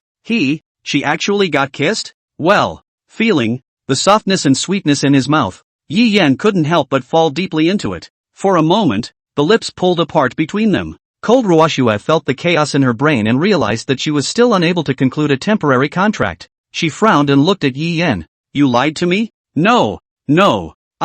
I don't know. Temporary contracts. Why can't they be contracted? Why don't we make a contract of equality? You, willing? Cold Ruoshue was puzzled. I won't be by your side. Even if you contracted me, it wouldn't do you any good. Plus, you can't contract anyone else after you contract me. Teenage girls, rarely, say a lot more. But judging by the calm tone and expressionless face, it seemed like he was just repeating what he had memorized. There was no mood swing between words. If it wasn't for the warmth blowing toward Yi Yan between breaths, the eye would have thought that the person in front of him was a perfectly crafted puppet. He hadn't seen a single change of emotion in the young girl in front of him. It's okay. In fact, my talent is a double contract. I can contract two people. Oh. Yi Yan smiled towards the young girl and explained. It's a lie and a test. It's okay. As expected, the young girl in front of her actually didn't even know that inferior ferocious beasts could not be contracted under normal circumstances. Or, she knows neither. It's like white paper. Yes, but how about I add a condition to the contract for the sake of confidentiality? That neither of us can inform others, without consent, who we are contracting with. How about that? This is the condition inscribed above the deed. That is, it must be complied with. Aha! Cold Ruoshue nodded, the azure in her eyes gradually being filled with pitch black. I promise all of it. So hurry up. Okay, then. Yi Yan's words. Before he finished, the next moment, he was kissed again. The helpless Yi Yan directly opened the spell, and did not mobilize the power of the SSS grade exclusive contract in order not to let anyone find out. With that, the two men's catch ended and the contract was complete. Actually, there's no need for a kiss, though, among the pacts, it is true that some people suggest that kissing increases the chances of success, and for this reason many girls are deceived. Although it is generally impossible for a deed to fail. As for the relationship between the two parties to the pact, though most pactees mostly come together, but there are cases where the indentured servant likes another person. Therefore, the relationship between the parties to the contract is, strictly speaking, only a contract, not a marriage contract. I know. Cold Ruoshue touched her lips, seemingly thinking about something, and replied with a dull whine. But it felt good to kiss you and do it. Cold Ruoshue's words made Yi Yan unable to reply, and the haze in front of her eyes, a gesture of casual picking, is even more appealing to crime. You're comfortable in your body. Do you know why? Cold Ruoshue was unaware of the danger and approached Yi Yan. Her body was close and warm to Yi Yan. Yi Yan was once again certain that the young girl in front of him was not an emotionless puppet. Although, he didn't know what the young girl was thinking underneath her stunningly beautiful face, which still didn't carry shyness. Emotions. The scent of the orchid body fragrance entered Yi Yan's nostrils. But, Yi Yan knew that the situation in front of him was really dangerous. He can't be out in the street, firing. I don't know. Yi Yan reluctantly rose away from his sight and smiled bitterly. He sort of understood that the young girl in front of him didn't understand anything at all. The meaning of a kiss or something. Besides, there was no way he was going to sit in a place like this, on a street like this. Hard. Cold Ruoshue muttered, reaching out her small white hand down. Just as Yi Yan was wondering what this little ninny was up to, he suddenly felt a warmth. In an instant, Yi Yan felt that his hormones were secreting crazily in his body, and his body surface temperature instantly soared. Brush, all red in the face. So big, Cold Ruoshue said without changing her face. No. Yi Yan laboriously reached out his hand and pushed Cold Ruoshue away. Cold Ruoshue was pushed away by Yi Yan, still maintaining the grip in her hand. Yi Yan could see her slender eyebrows, slightly furrowed towards the center. Seems, well, lost? You're so red all over. What's wrong? Yi Yan could feel Cold Ruoshue's tone weaken a few points. No, it's fine. Yi Yan never expected that he would be molested by the trifling girl in front of him. Yes. Cold Ruoshue looked at her hand and sniffed it, an action that made Yi Yan's cheeks redden even more. Yi Yan really didn't know what to say. It's just a matter of time, and he's not losing out. Looking at Yi Yan who was pulling away from himself. So, Ruoshue is leaving. Cold Ruoshue, expressionless, bowed and apologized. Tick-tock. A bubble suddenly appeared above the ground, and cold Ruoshue stood between that foam. Bye. Ah, gotta go. A strange emotion surfaced in Yi Yan's heart. He's quite the scumbag. Don't you ever kiss anyone so easily again. For one, don't kiss just anybody. The young girl frowned. That's dirty. Oh, a bit unconvincing. Bye. Dots of bubbles surfaced, surrounding cold Ruoshue like a dream. Right after she waved her hand and rushed to Yi Yan to say goodbye. Bang! The young girl turned into a bubble, floated into the air and disappeared. Yeah, don't move around. What an amazing experience. Yi Yan looked at the departing silhouettes, looked at the fading bubbles, and didn't know whether it was right or wrong. He knew that the woman was from that extremist organization. Sure, it's a group of women, but it's a no-brainer. Two parties who have entered into a contract of equality are unable to act to the detriment of the other. In other words, no matter what the future holds, he has one less opponent and has gained power. Mirror image phantom, S-rank. You can create a phantom fantasy within your perception, causing the opponent to fall deeper and deeper into it. Though a phantom is still a phantom. Bubble, S. You can create bubbles that contain your power. Water control, A. You can freely control the flow of water.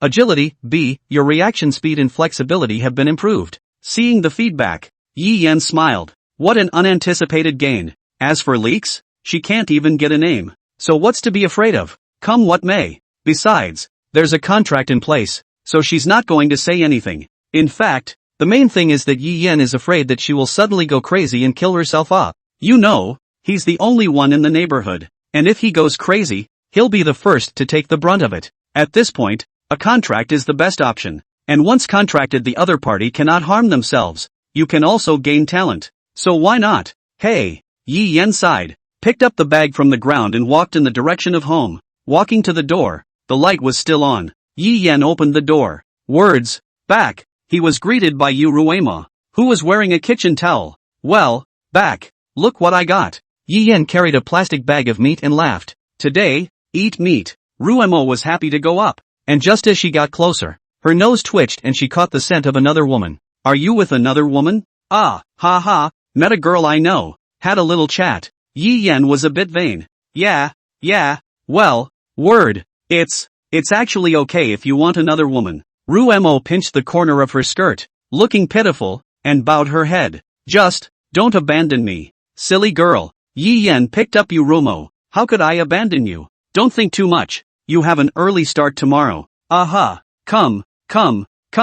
I'll show you my cooking today. Words. It's better if I do it. At this moment, on the other side, outside of Clear Spring City, somewhere in the forest, gathered many young girls. Only, most of the clothes were torn and dirty, and some of the young girls had bruises that hadn't healed yet. They are, all of them, young girls who escaped in the midst of this bestiary. At the moment, they were sitting under a tree. Everyone's eyes were a little hollow, obviously lost in thought. In contrast, a few of the young girls in the very center are comparable. They, being cleanly dressed, did not look wretched at all. The blonde girl with the long stick in her hand looked to the silver-haired girl and flirted. Sister Ruoshue, what good things have happened to you today? Good thing? What good thing? Cold Ruoshue blinked, then remembered the image from not too long ago. Does that count as a good thing?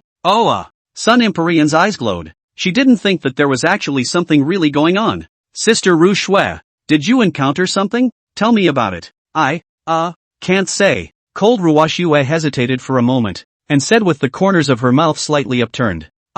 Seeing this situation, Sun Empyrean spirit then still didn't know that something had definitely been encountered. Sister Ruoshue, tell me. Sun Empyrean spirit pressed herself against cold Ruoshue and pampered herself. Little monkey, Ruoshue doesn't want to talk about it. It's useless to ask as much as you want. Autumn Ruin covered her head and said, but, I'm just afraid of Sister Ruoshue. How simple. If she's cheated, how general. Ruoshue is dull though, knows nothing and has no common sense at all. But it's definitely not going to be a scam. So you might as well worry about worrying about you. What the heck? Sun Empyrean puffed her mouth and said in dissatisfaction. Empaths are too smart to be fooled. Okay. Also at this moment, the woman sitting at the very center of the bonfire, her body surrounded by a layer of black mist, opened her mouth. The atmosphere, which had been noisy, fell silent all of a sudden. Where are the other sisters? The woman said as she looked towards Chiu Ruin. They're all here, including the ones who were saved. And a couple of them lost their minds right in the middle of the fight and killed.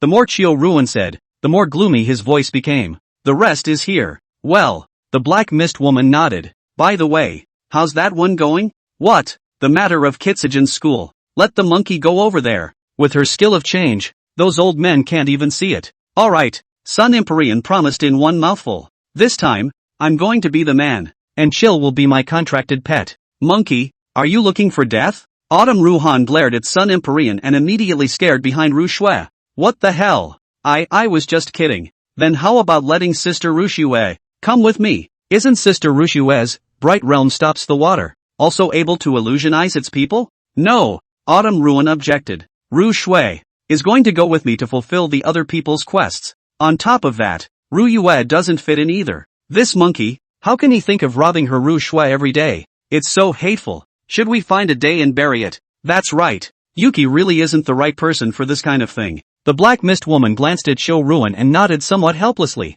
agreeing with Chiu Ruan's words. Ha! Unknown to him, Sun Empyrean, who had escaped, said with a face of frustration. So who's coming with me? Pei Qian. You follow him. Ah! The pretty girl who was pouring the dice on the side pointed at herself with a look of disbelief. Me? That's right. The dark mist woman nodded. You've been with us for a little while now. It's time to be on your own. Yes, promise to finish the job. Pei Qian raised her hand holding the dice with a serious look on her face. Bei Xian School. She remembered that there seemed to be a big casino there. Hey, I wonder how much Pei Qian is going to win. Pei Qian had a satisfied face, but Sun Kongling was not happy. Ah, you're kidding, right? You want me to go with the little gambling dog? What betting on dogs? Pei Qian was not happy. Inserting his waist, he questioned Sun Kongling. Who's a betting dog? Come, call out, old Sun, and I'll bet with you for a day. Woof woof woof. Sun Kongling looked at Pei Qian, who kept taking out gambling equipment from his pocket,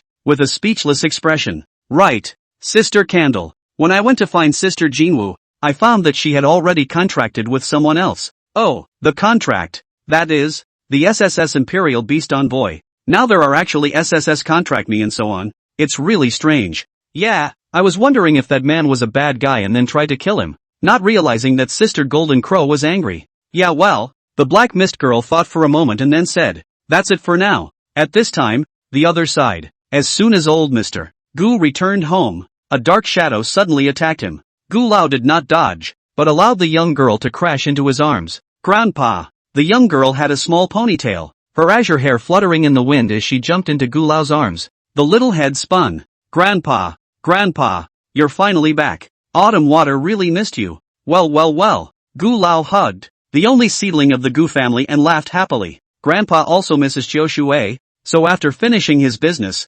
Grandpa came back to see Chiu Shui. Grandpa, Chiu Shui has said not to bother others anymore. Where are those pretentious SSS class geniuses? Contract Chiu Shui. Even if Grandpa brings them here, Chiu Shui won't make a contract with them. Autumn said, a tear flashing in her eye. Akamizu, hate those SSS geniuses. The hysterical hissing caused Gu Lao's heart to ache. Fine. Grandpa promises you everything. Yeah, thanks, Grandpa. Autumn Water, wiping her tears, the corners of her mouth rose to squeeze out a smile. Hey, Gu Lao sighed. Over the years, he had also inquired about brought in many SSS-ranked Imperial Beast Envoys. It doesn't matter if it's Daxia, or any other country. It's all the same, SSS Imperial Beast Envoys. They won't contract inferior ferocious beasts and destroy their own future. He also wanted to use his strength to force his way through. But even if he was as strong as he was, it was impossible for one person to face a country. The SSS grade is a treasured existence, both for the individual and the country. It will never be given to another person, or even allowed to indenture a loser. And that is the truth. But, this time, he saw hope that perhaps God would grant him, the same as that teenager, to save his granddaughter. It was one of the few wishes the old man had to survive in this world. That's all he could. Granddaughter. His son-in-law died on the battlefield. Why would he be so cruel to his only granddaughter? Grandpa, you're crying. Chiu Shui for grandfather gently wiped away teardrops from the corners of his eyes. Heartbroken. No, Grandpa didn't cry. Grandpa just got sand in his eyes. Yes, Autumn Water said, squirming a bit, and after a moment of hesitation, she opened her mouth. Grandpa, I want to go to Bei Xian School. No way. Gu Lao directly refused without any hesitation. Grandpa, I've been taking my medication properly lately. I won't be exposed. Chiu Shui, tearful and pitiful, blinking her big watery eyes, pushed her grandfather Please grandpa, I want to be a carver. Looking at such Qiu Shui, Gu Lao's heart softened. Qiu Shui hadn't begged him much since she was a child. She hadn't been out of the house since she was checked with the family's special testing equipment. Not for 10 years. Childhood is about giving more than you can make up for. But, Gu Lao still had hesitation. It's dangerous there. Seeing that there is a play, Qiu Shui Chen Shang chased after him. What's the danger? There are grandpa's men there.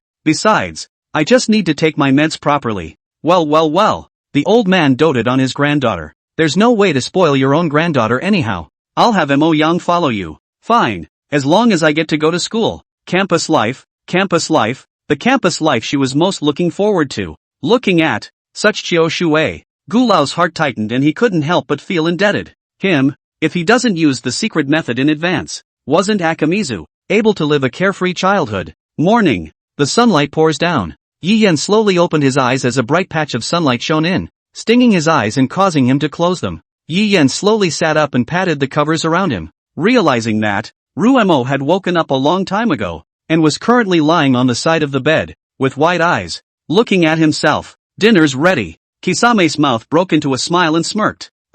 Yeah.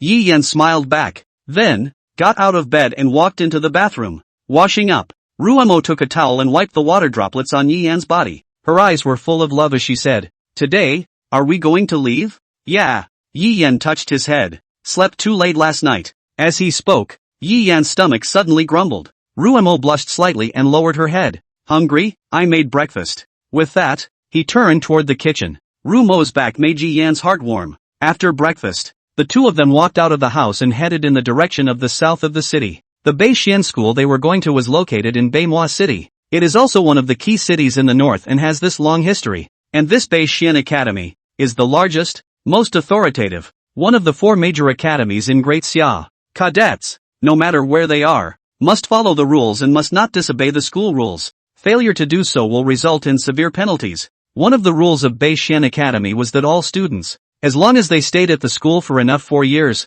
then they had to leave without any lingering. And those who successfully graduated from the Beixian school were invariably fought over by all the major powers and recruited at extremely high prices. That's one reason why a lot of people are squeezing their way in. The two of them walked all the way to the high-speed train station. And if you ask why they walked, it was because they didn't have any money. Of course, the two walked into the compartment and found a seat. A magazine sat on the seat of the wagon. The cover on the top of the magazine. Heck, it was yesterday. The Beast Pen's attack was so bad that Daxia officials have put those people on a mandatory kill list. However, Yi Yan did not see Cold Ru Shui. Could it be that his guess was wrong? Never mind. None of this is any of their business anyway. Yi Yan looked to the side at Ruemo. At this moment, from the moment she entered her seat, she was running her spiritual energy and began to cultivate. It seemed that yesterday, losing to Sun Empyrean had stimulated her. Although, Yi Yan had also comforted that Sun Kunling was a third-rank powerhouse and Ruemo was not even at the first rank.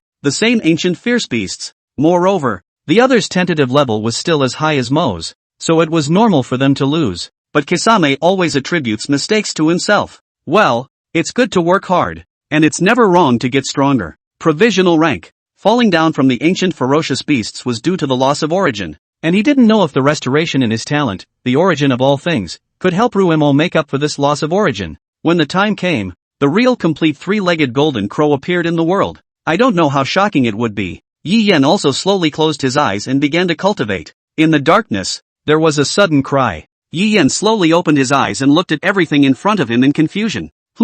Wasn't he, before, still on top of the high wire? It was pitch black in front of me, without a single ray of light. All there was the faint sound of a young girl crying. Click. Also at that moment, the door opened. A faint light that shines in. The cavernous room was furnished with a dozen cages, and in the cages, a young girl was imprisoned, with dots of red dots on their bodies, on their skin.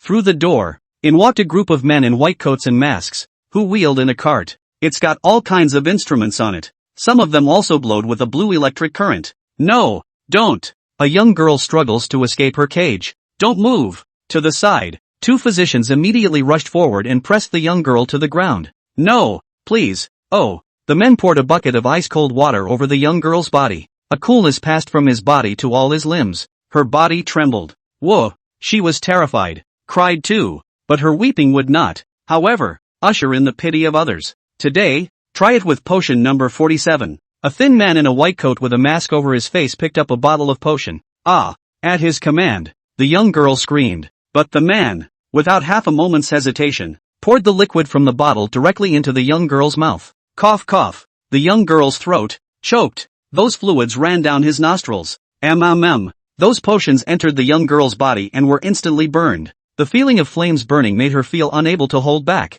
Those flames, like a giant mouth, devoured the vitality and flesh inside her, melting her altogether. She cried out in agony, bright red tears that wouldn't stop flowing. No! Ah! The young girl went crazy, desperately flailing her arms in an attempt to break free of the huge mouth, but to no avail. In just a few seconds, the young girl was fused cleanly by those flames. No way! The man in the white coat sighed, but his sigh was not out of pity for the young girl. Rather, one's good don't think of the pairings failing. However, he was not discouraged. After all, failure is the mother of success. Immediately after that, the men didn't stop moving their hands. One by one, they peeled open the young girl's mouth and filled it with different types of potions. On one side are teenage girls in pain from drugs. On the other hand, there's a doctor with a notebook. That snow-white coat, in Yi Yan's eyes, was blacker than anything else. This brought back bad memories for him. He wants to go up, kill all these assholes. But, the moment he took a step forward,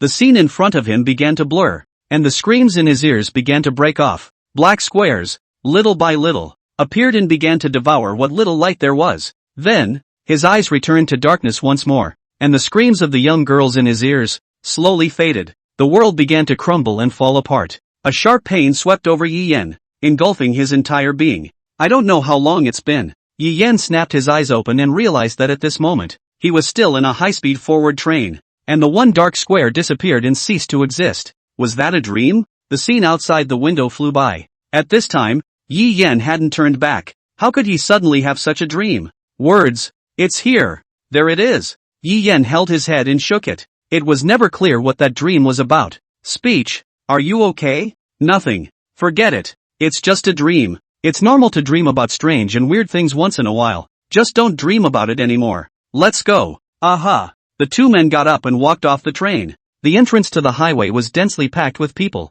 Hey handsome, where do I need you? I'll drive you there. Yi Yan reached out and thanked the man. Truly, this world and the blue star of the previous life were really identical if you ignored the transcendent elements such as ferocious beasts and imperial beast envoys. Of course, it could be that. Here Daxia is more like it. The two, to save money, did not hitchhike there, but chose the subway. It was also a pain in the ass to meet a lot of hitchhikers on the road, both men and women. Beixian School, which was just a few stops away from Manhwa East Station, was also just a few stops away. Take a subway, pass a few stations, and you're there in no time. And the exit of the subway station is conveniently located right near the school. In fact, there is a subway exit on campus. Only, they are not yet school students. That is, they are not allowed to go out anywhere. I can only say that it is worthy of being one of the 4 major colleges. And the subway has been built inside the school. Nationwide, there are only 3 major schools left that also this treatment. Only they seem to have vaguely forgotten something.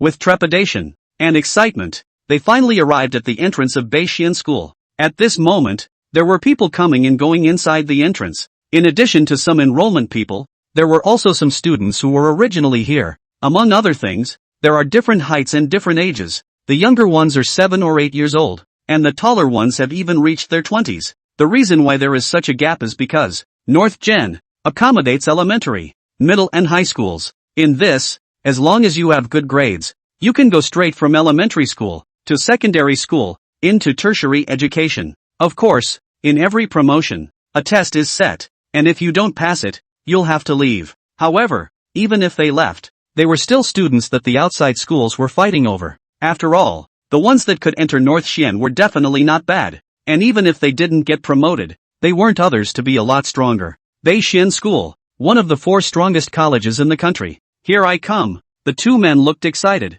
They had already heard too much about the exploits of the North Xian High School, waiting for them to get close to the school entrance and then realizing that discovery. The recruiting message blatantly states that it actually costs money. The 2 men froze. For some reason, neither of them were thinking about money. I can't believe I didn't think of that when it's obvious that money is the most important thing. Ah, ha ha, Yurumo scratched his face. Forgot. I can't believe they want money. And the price isn't bad. $100,000 a year. That's the salary of an average person. Working for 3 years, $100,000 can already allow a person to live a normal life for 5 or 6 years without any problem. And, most of all, it doesn't include food or lodging, and lodging costs extra. What kind of aristocratic school is this? He suddenly remembered why a lot of people didn't grow up studying here, and how expensive the 4 major colleges were. The average person, of course, can't afford to pay for more than a decade of education. What's more, Yi Yen, the loner. Yi Yen was furious, filled with righteous indignation, and voiced his strong dissatisfaction towards the North Xian school. How can a place that is clearly a top academy, harboring geniuses, be corrupted by money? However, there was nothing hanging on all this. It's normal to have an enrollment fee for school, isn't it? Yurumo looked towards Yi Yen and raised her small fist, comforting him. Words, don't worry, I'll make tons of money. I'm going to move the bricks now. Wait, Yi Yen pulled back the young girl who wanted to go and move the bricks. Why do you suddenly have this kind of idea? Hey, it's not a joke. Let's see if we can cheer up words. Yurumo spat out her little tongue. Oh, just kidding, it's okay. Yi Yen just nodded and then heard something that made him blow up. To the Beastie Made Cafe. Of course. Put. Yi Yen spat out a mouthful of old blood. This? Where did you get this from? Ah, this is what I saw when I was cleaning my room. Yurumo had a shy face. If speech, hopefully, I can wear. No. It was something that was definitely of interest to the original owner of this body. Although he liked it just fine. No man can say no to a beast-eared lady, okay? Don't like it? Yurumo looked resigned and lowered her head. Like, in private. Hey, AI. Yi Yen sighed. And how can I let you go to work? Come with me. I know a wonderful way to make money. Ah, Yurumo called out in confusion. And then, she was directly pulled away by Yi Yen. Northmore City, Imperial Beast Association. Magnificent buildings that loom over the streets. A large plaque hung on the signboard of the Imperial Beast Association. The Imperial Beasts Association. Yi Yen muttered. I'd say the safest place to be here is here. And the power it represented behind it was such that many forces did not dare to fight against it. Yeah, we can take quests here and earn bounties. Seeing the association and reacting, Yurumo excitedly pulled Yi Yan's arm and the two of them headed towards the Imperial Beast Association. Excuse me, can I help you? At the cat-eared front desk was the cat-eared girl in a pink dress with big, soulful eyes that sparkled with color. She had a sweet voice that made you want to be close. Activate it for me. Yi Yen took his cell phone, and Yurumo froze for a moment before also taking out her cell phone and handing it over. Yes, just a moment, please. The cat-eared girl's fingers, on the keyboard, tapped rapidly. Immediately after that, place both cell phones on the disk beside you and finally press enter. With that, the disk made a slight vibrating sound. A few moments later, it was fine. Yes, please keep it, the receptionist reminded as she handed the phone back. On your cell phone, you have activated the Royal Beasts Association app and recorded your spiritual power fluctuations. But for security reasons, still remember to set a password. The world, because of a piece of technology, has completely abolished the ID card as a thing. This technology is the recording of spiritual fluctuations. In this world, no matter who it was, they all possess spiritual power to a greater or lesser extent, and the fluctuation of spiritual power was different for everyone. Or rather, normally each person's psychic power fluctuation is unique. It's absolute. It's the law of this world. The fluctuation of a person's spiritual energy does not change no matter how much they change. That is to say, the fluctuation of spiritual energy is, in this world, an important piece of evidence for recognizing a person, also known as an identity card. And now this technology, too, is used in a variety of situations, such as cell phones. After years of development, this technology is as good as it gets. Aha! Yi Yen nodded. Got it. At this time, an additional software for the Imperial Beast Association had appeared on the phone. Once you tap in, you'll find some quirky information and a variety of features. Wait for something. Basically, anything you want, you can learn about it in this software, and naturally taking tasks as well. However, to hand in quest items and such, one would have to make a trip to the Imperial Beast Association. Nowadays, technology, too, is only at an unusual level, and has not yet made instantaneous movement. This stuff. Rather, there were Imperial Beast ambassadors who would, but there was no way that they would be able to use this valuable spatial ability here. Of course, some high-level quest items, you can also plead for recovery, and at that time, the Imperial Beast Association will send someone to find you. Words, so many tasks. Yurumo excitedly brought her cell phone to Yi Yen. Look, Lots and lots of money. Hunt down a third-order beast, a three-headed python, and obtain its bile. Reward, 100,000. Hunt down the fourth-ranked beast, the three fiery tigers, and obtain the tiger's heart. Mission reward, 2 million. Rumor, look at the request. When Yurumo heard Yi Yan's words, she looked down and realized that she actually requested a college graduation certificate. They didn't even go to school. Where is this stuff? Yo, are you guys looking for a mission? Suddenly, a plugged round belly, little fat man came along, accompanied by a good-looking woman. Yi Yan reached up and brushed his hair, the starlight in his eyes beginning to reverse the moment he blocked his eyes. What?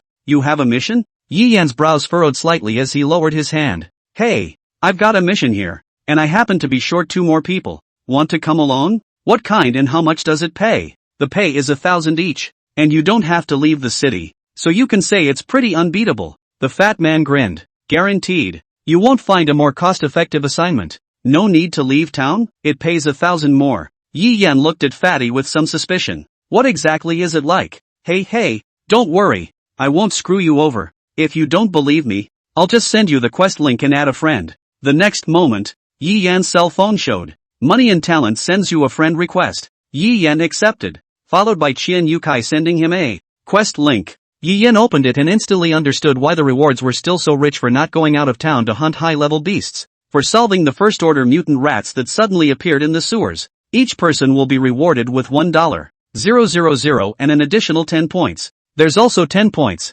And speaking of points, it's probably something like experience in the Sentinel Society or something like that. As points are accumulated, the member's rating is upgraded. Right now Yi Yan was the lowest level F with 0 points. As for the usefulness of the membership level, there would be advantages in missions. Special intelligence. Some quests will also invite a limited number of high-level members, and the rewards for these quests can naturally be very generous. It's pretty useful anyway. Only, it didn't occur to me that for this mission, there were even points. Yi Yan looked at Rumo. Well, words, let's pick it up.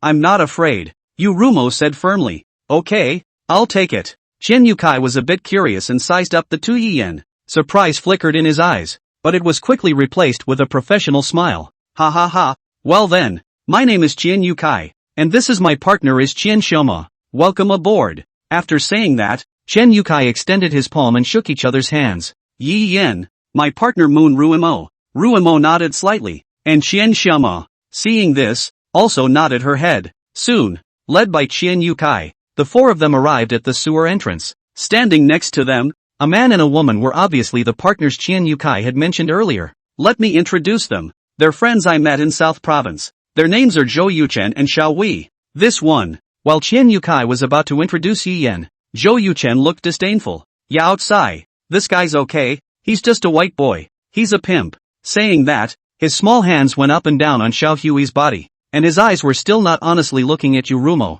revealing a lewd smile and said, why don't you come with me? I promise I won't treat you badly. Oh, say that again? Yi Yan went up and blocked the lowered Ruimo behind him, and in his tone, there was a hint of anger. Say it again. What's wrong? Boy, you're upset aren't you? Zhou Yuchen had a cocky look on his face, his hands reaching into his pockets and looking provocatively at Yi Yan. Okay. Just when the atmosphere was tense, Qian Yukai stepped forward to make a roundup. The mission is important. Any later in the mission will be done by someone else. Kid, I'll teach you a lesson after the mission, Zhou Yuchen said, kicking Hui's buttocks in disgust. Your master, all humiliated? You're actually of no use at all. Waste.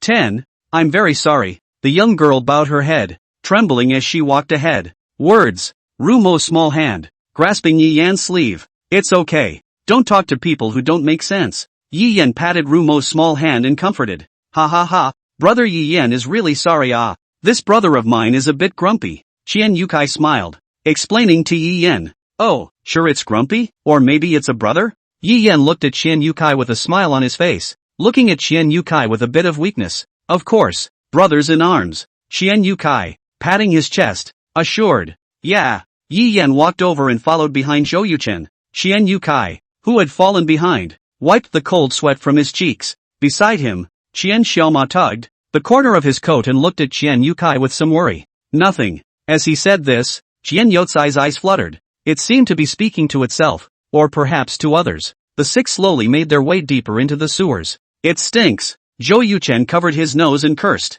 If it wasn't for the 10 points, no one would be here. Hey, you guys, hurry up. Are you gonna spend the night here? Yi Yan ignored Zhou Yuchen's shouts and looked around carefully. The bodies of dead rats were everywhere, and a disgusting stench emanated from the murky waterways. He finally understood why the pay was higher than the others. How much longer? Yi Yan asked Qian Yukai. Soon, Qian Yukai said, pausing for a moment to add. Probably, it's been gone so long. Qian Youcai's words had just fallen. The creaking and squeaking then echoed through the sewer. Yi Yan's eyes condensed. Here it comes, Kisame. Just the moment he was called, Ruemo subconsciously prepared for battle. Ha ha ha ha ha ha. Zhou Yuchen, who was at the front, laughed loudly. You stinky rats are finally here. Hey, Poppy, get on it. Zhou Yuchen thumped Sui with a low kick. In the next moment, Xiao Wei instantly made combat preparations. In the guise of a fiery dog, rated B, he lunged at the rat pack. The flaming hounds, weaving in and out of the rats,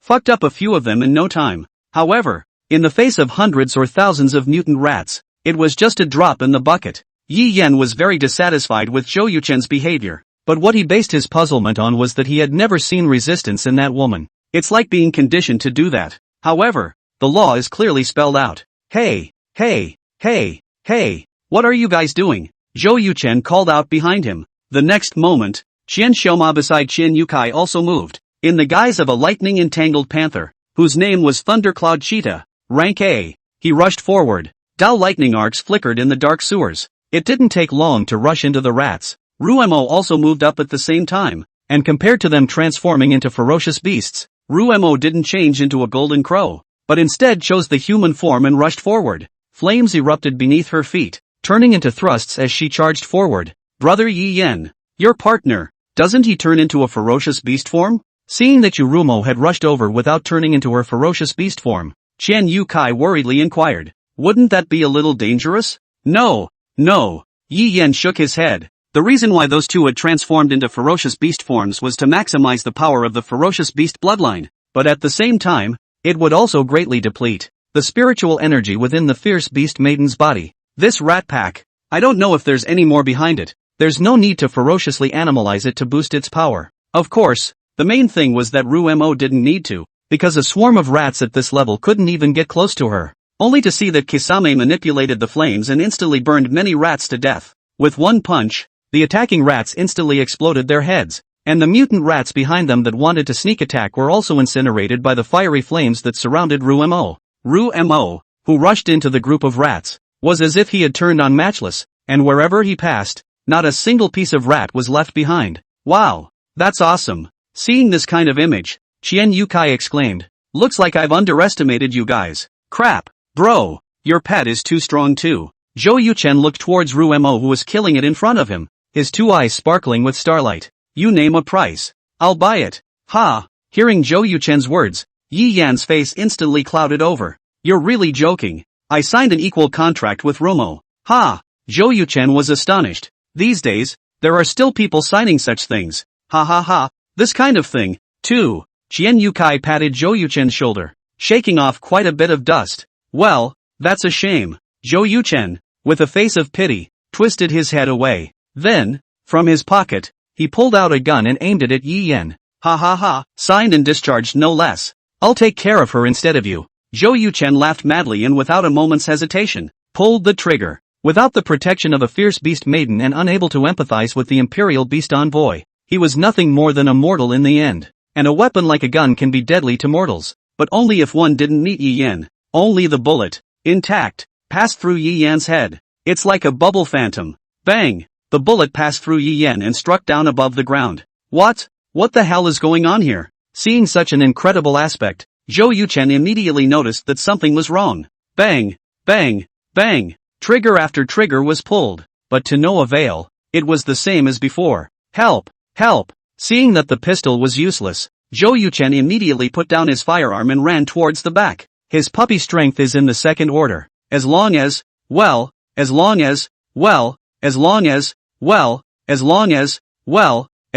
theirs. Bang! Suddenly, Zhou Yuchen's heel tripped on something and fell down, his face coming into close contact with the ground. You're making a point? Yi Yan looked towards Qian Yukai who stretched out his foot to trip Zhou Yuchen and laughed. Ha ha ha ha, This is my overgrown brother, how could it be? Qian Yukai. Your mom, Zhou Yuchen, who had climbed up from the ground, came up and broke into a curse. Bang! Ah! In the next moment, the discarded pistol was kicked over by Qian Yukai, kicking it over, and Yi Yan re-picked it up, and then shoots into Zhou Yuchen's thigh. You're really scummy. Without any hesitation, Yi Yan directly pulled the trigger. Bang! Bang! Bang! To its limbs, all of them. The screams, echoing through the sewers. At this time, what happened to Xiao Hui, who was fighting in the distance, immediately turned around, rushed towards Zhou Yuchen, but was quickly stopped by Qian Shama, a dog and a leopard. Tit for tat. Help me. Zhou Yuchen raised his head with difficulty and looked ahead at Xiao Hui, cursing. What the hell are you doing? Come and save your lord. Bang! Zhou Yuchen hadn't finished his words, just a thud. Immediately afterward, a giant beast suddenly appeared by breaking through the wall and bit down on Zhou Yuchen with one mouth. Just at the moment when it was about to close, a ball of flame then landed on the limb-crippled Zhou Yuchen and burned. Zhou Yuchen's scream echoed for a second. Also at that second, the behemoth closed its mouth. The sewers, momentarily quiet. Squeak! Immediately after that, there was a sharp sound, which rang out. It was only at this time that the crowd could see clearly what the giant beast that had suddenly appeared actually was. It was the mouse with a huge mouth, whose two pairs of incisors were as long and as thick as an arm. At the moment, its mouth is simmering with smoke. Squeak dash! The giant rat looked angrily at the who had thrown fire into his mouth, and charged. It opened its mouth, which was still smoking from the flames. If you looked closely, you could see that there were strands of meat writhing above the giant rat's mouth. That mouth that was originally burned was now healing rapidly.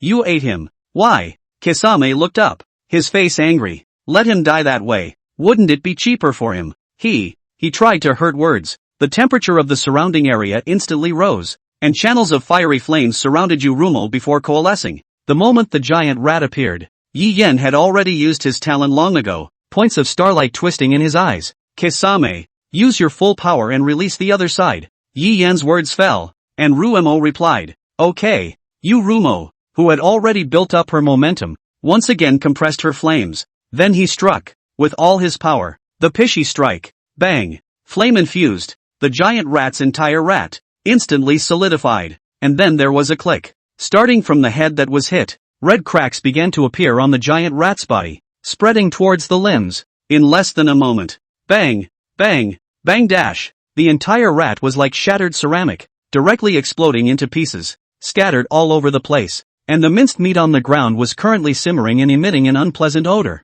The air around them was baked and distorted a bit. Puff! The woman named Shelby was sitting on her knees, looking at what was happening in front of her. Good. Strong. Qian Xiaoma stared blankly at the woman in front of her, who was the same age as herself. She actually used only one move to kill that mutant rat king, which they couldn't kill no matter how hard they tried, and which possessed a monster-like self-healing ability. This is horrible. The changes in all of this were just too fast, and even Yi Yan hadn't fully sorted it out. He looked at Qian Yukai, wanting to question him. What exactly was his purpose? However, he saw Qian Yukai, who was currently looking to the side with a dull gaze. Yi Yan followed his line of sight, only to see that the place that had been destroyed by the giant rat was actually a room. Though, I don't know if I can call it a room as all. It might as well be called hell, or maybe not. At this moment, within the shattered walls, the room was filled with a variety of instruments on tables. Only on the instrument, it was covered with dirt that was raised black. Its floor is,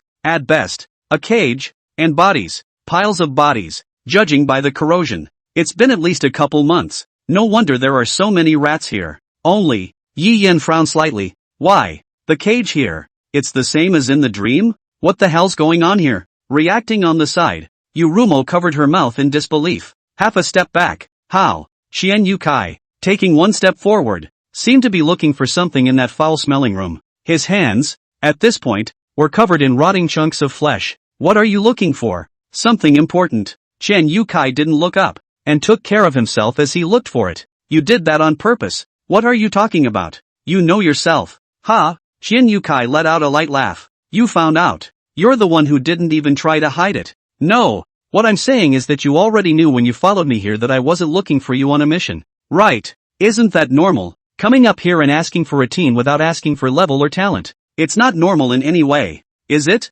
Yi Yan rightfully questioned. Ha ha ha. Qian Yukai laughed out loud. Suddenly, He seemed to find something and tugged a piece of paper tightly in his hand. Then he sat down on his butt, not fumbling, not caring in the slightest about the dirty ground. I know. The organization that did this. Chen Yukai looked at Yi Yan with those tiny eyes that were extruded due to his obesity. I'm looking for them. Chen Yukai spoke to himself. Is it found now? No. Chen Yukai shook his head and looked towards the room full of corpses. It's just a stronghold they've abandoned. That's quite a shame. Yi Yan sighed. No matter what world it is, there's always this dark and unpleasant underbelly to it. Aren't you curious as to who the person is who did these inhumane things? Chen Yukai sent his doubts to Yi Yan, who replied casually. Who is it? However, it was this attitude of Yi Yan that made Chen Yukai laugh. Ha ha ha, you're really cold-blooded. I can't see the slightest bit of pity in your face. Because, unbeknownst to me, these women. Yi Yan looked towards the pile of corpses and said expressionlessly,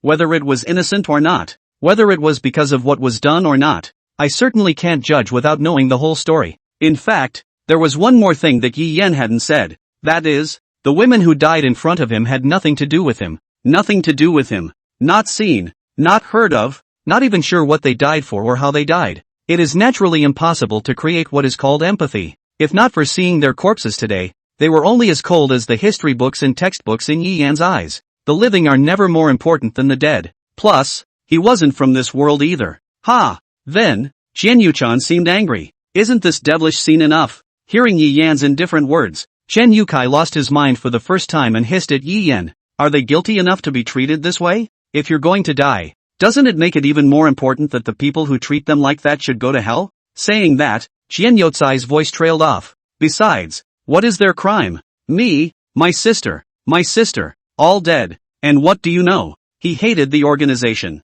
and he wanted to destroy them with his own hands. Words. Rumo retreated behind Yi Yan, pulling on the corner of Yi Yan's coat, not daring to look at the scene inside. So that's, what? The reason for tricking me into coming? Yes. Seeing the expressionless Yi Yan, Chen Yukai smiled helplessly. I borrowed your power and came here. One of those giant rats that, to be honest, I wasn't sure of killing. Saying that, in Chen Yotsai's eyes, a hint of a different color flowed out. I'm very sorry for using you. I let you come because I know you. How do you know? Yi Yan was just curious about this point, although the scene in front of him shocked him. But, sure enough, he still couldn't feel the actual sensation. After all, it didn't matter. He knew there was something wrong with him for thinking that way. But sure enough, it can't be changed easily. Indifference to people who have nothing to do with them. Someone said this to him. Oh, I won't lie. I was on the field then. Chen Yukai paused for a moment and added, it's the day of your test. At that point,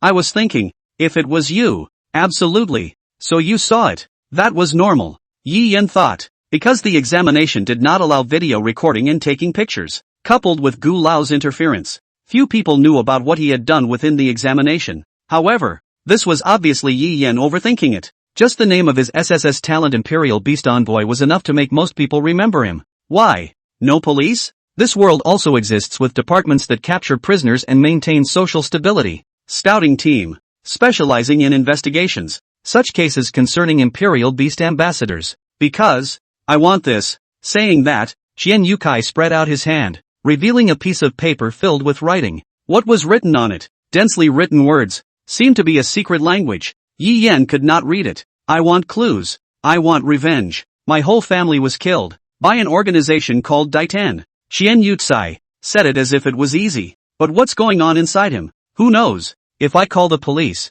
the guys from the detective squad won't even let me have a chance to get close to the crime scene. So, that's what you're using? Well, I'm very sorry. Do you realize that by behaving like this, you're letting your partner die?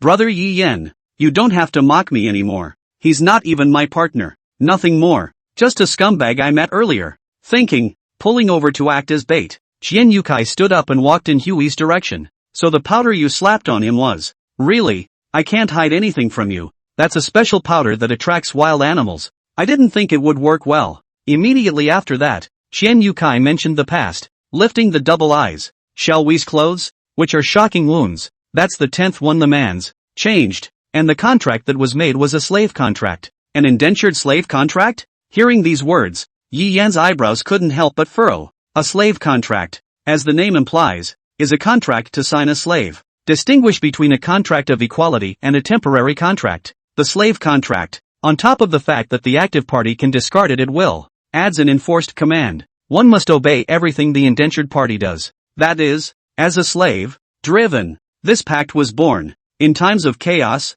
in times of war, but has long since been abolished in the present. Besides, how? Yurumo covered her mouth in disbelief. Surprisingly, there would be someone who would actually sign a slave contract. That's right, the person signing the slave contract has to be subjective, and it makes no sense to force it to be signed by hand. Yes, a lot. In this world, as long as you live, you have a soft spot. Parents, friends, lovers, or death. Both can be used to force each other to, of their own accord, sign a slave contract. Hearing Qian Yotsai's words, Xiao Hui's petite body moved and trembled slightly as she clutched her body tightly, as if she recalled something terrible. Seeing this, Qian Yukai wanted to take off his clothes, but he saw that on his clothes, they had long been darkened by blood. Yi Yin frowned, went up, took off his jacket, and draped it over him. The young girl's empty eyes seemed to stir, but they only lifted and froze. Nothing was done, nothing was said, as if a soulless puppet. Brother Yi Yin, what do you think all this together is for? Looking at the piles of corpses, imprisoned in cages, Qian Yukai sent a question to Yi Yin.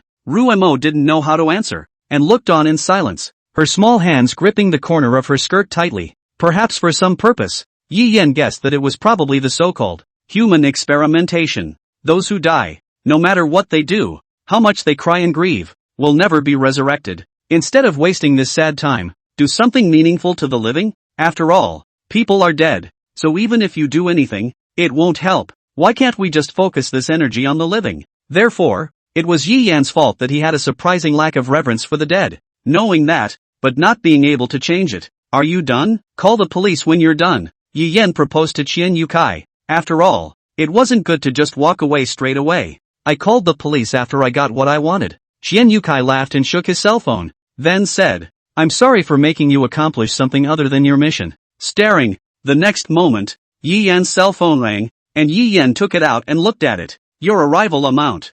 $10,000. Consider this an extra payment. Thanks. Yi Yan was not polite and accepted it. You're welcome. If it weren't for the fact that I had to enroll in school and didn't have quite enough money, I would have been paid more richly this time. The mission you sent? Aha. Fatty Qian nodded. No wonder he didn't find it when he was looking for a mission. It's a personal mission. Try it sometime, or at least wait until you have the money. Just as they were talking, the people from the investigation team had already arrived and quickly sealed off the grounds as Qian Yukai had said, forbidding anyone from approaching and destroying the scene of the crime. As for that, the death of the man named Zhou was directly attributed to the mutated giant rats. Actually, yes. As for evidence, the debris on the floor is evidence of that. Anyone who's ever killed someone knows that the body is the worst thing to deal with. But now the bodies, they don't even have to deal with them. Sure enough, the transcendental world is a lot simpler to deal with this kind of stuff. And Hoshi, as someone who had been signed into a slave contract, was even more unlikely to say anything. You need to, follow me back to get a statement. A young and pretty-looking female scouting officer spoke to Yi Yin. Isn't he enough? Yi Yin pointed at Qian Yukai. Yes, comrade scout officer. I'll do it. My brother's had a long day. Let him go back and rest. Qian Yukai, at this time, had long since switched over from the bitter hatred he had just experienced. Become a cheerful, lively chubby little man. Cut the crap. All 5 of you are coming back with us to take statements. The female scout frowned with a serious look on her face. Words, did we do something bad? Rumo held Yi Yan's hands and scowled. Why? Don't worry about it. Have we ever done anything bad? Aha. After a few moments passed, Yi Yan and the others were quickly taken away from the sewers. At this time, the investigative team is investigating the body. Strange. These people, actually 50% of them are not citizens of Ardashia. The scout on the side with the spiritual fluctuation explorer raised a question with a puzzled look on his face. It's not surprising. Although Ardashia is very strict about human trafficking, there are inevitably loopholes, and these may be the work of those who broke the law. As long as there is a market, there will be buying and selling. Damn. These people deserve to die. If he doesn't want to be a good man, he has to be an animal. If I catch him, he'll suffer. Well, our task now is to see what clues have been left behind. It stinks. Let's get it over with and get out of here. At that moment, in the pile of corpses, inside the corner, something was writhing. Immediately afterward, a pitch-black fluffy ear emerged. One of the scouts, noticing the movement, turned back around and raised his gun and pointed it. Alert! There's movement! Just the moment the scout's words fell. Brush! A black shadow passed by at breakneck speed, so fast that even all the scouts present didn't react. What's that? The crowd was puzzled and confused. The speed of the guy just now was just too fast. Black. The man looked down. The spiritual power fluctuation detector in his hand. There was no big fluctuation. Hesitated for a moment and said, rats, I guess. Very little psychic fluctuation. Ah. It was also at this moment that the other scout with the spiritual fluctuation detector suddenly let out a yell. What happened? The rest of the scouts turned their eyes in unison. Only the man's face was horrified and his hands trembled slightly as he handed them the detector to look at. It's actually, there's a beast pen man here. How? What? This can't be right. The crowd was amazed. Be aware. In the animal pens, it's heavily guarded and impossible to let anyone escape. Even if you escape, a record exists. And the data is reported daily to ensure that nothing is lost. How can there be a beast pen out there and they don't notice this kind of thing? The records show that the maiden was dead in the bestiary records, and the body should have been incinerated. The crowd dared not think deeply. We need to inform our superiors. Immediately. The scout leader. Furious. Damn. These people are really daring too. You know, this is a bottom line that should never be touched. GGGGGGG. Suddenly, a strange cry came from the depths of the dark sewers. Who is it? The people in the scouting group immediately prepared themselves and raised their guns. And as the spiritual energy covered them, a deep blue pattern emerged on the guns, which was gorgeous. Brush. Then the guns didn't come in handy. The next second, the scouts, all heads were on the ground. A column of blood spurted out, and the blood landed on top of the pitch-black ground. It's amazing how those people leave without cleaning up after themselves. Ha ha ha ha ha. A man in a mask with his fingers holding a rope, and at the end of the rope, attached to it, was an ugly humanoid monster. The face of the monster of humanity is a pus-filled face. The humane monster's body was thin and bony, covered in white skin and a mouth. In those slender hands were fang claws and sharp nails. It's a deformed child, a humanoid monster. His eyes, green in color, had a triangular pupil. On his back, he carried a huge sword with a rounded skull on it. Also, he has a peculiar nose, ears, and muzzle. They had a sharp spike in their muzzle, as well as fangs and sharp teeth. A fishy odor came out that made people want to vomit. Ha ha ha ha ha ha. This monstrous child monster laughed up at the sky,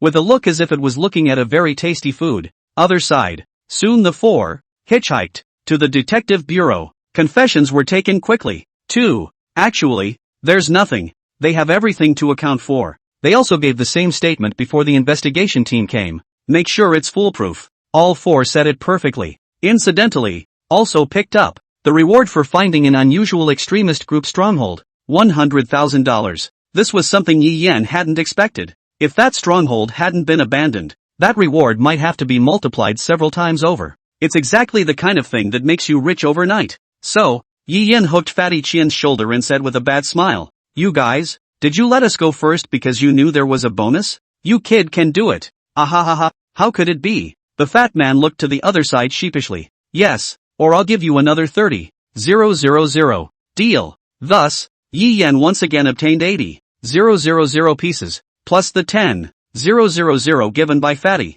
totaling 90,000 pieces. Ah, this money is coming in really fast. It was so easy that it made Yi Yan float. Words, that's great. We're just shy of 110,000 now. Ruemo looked at the money in her hand and kept counting it. Words, let's go and get another quest. What's the catch? You've been tired all day today. Don't you want to reward yourself? But that's simply not enough money. Kisame looked at the only bills in his hand. Yeah, it's only $1,000 to do a quest. Actually 1,000 is quite a lot. It takes a normal person at least a week to earn 1,000 inch. Words, let's go and pick up a few more. We've got 90,000 now. Accumulating less will definitely work. Firmness surfaced on Yurumo's face. But we have no more time to spare. Enrollment for North Gen School is in 3 days. Where is enough? Then what? It's okay. It's not enough money to enroll, but it's enough for initial funding. Initial funding? Yurumo was puzzled. That's right. Come on. Let's have a good meal today.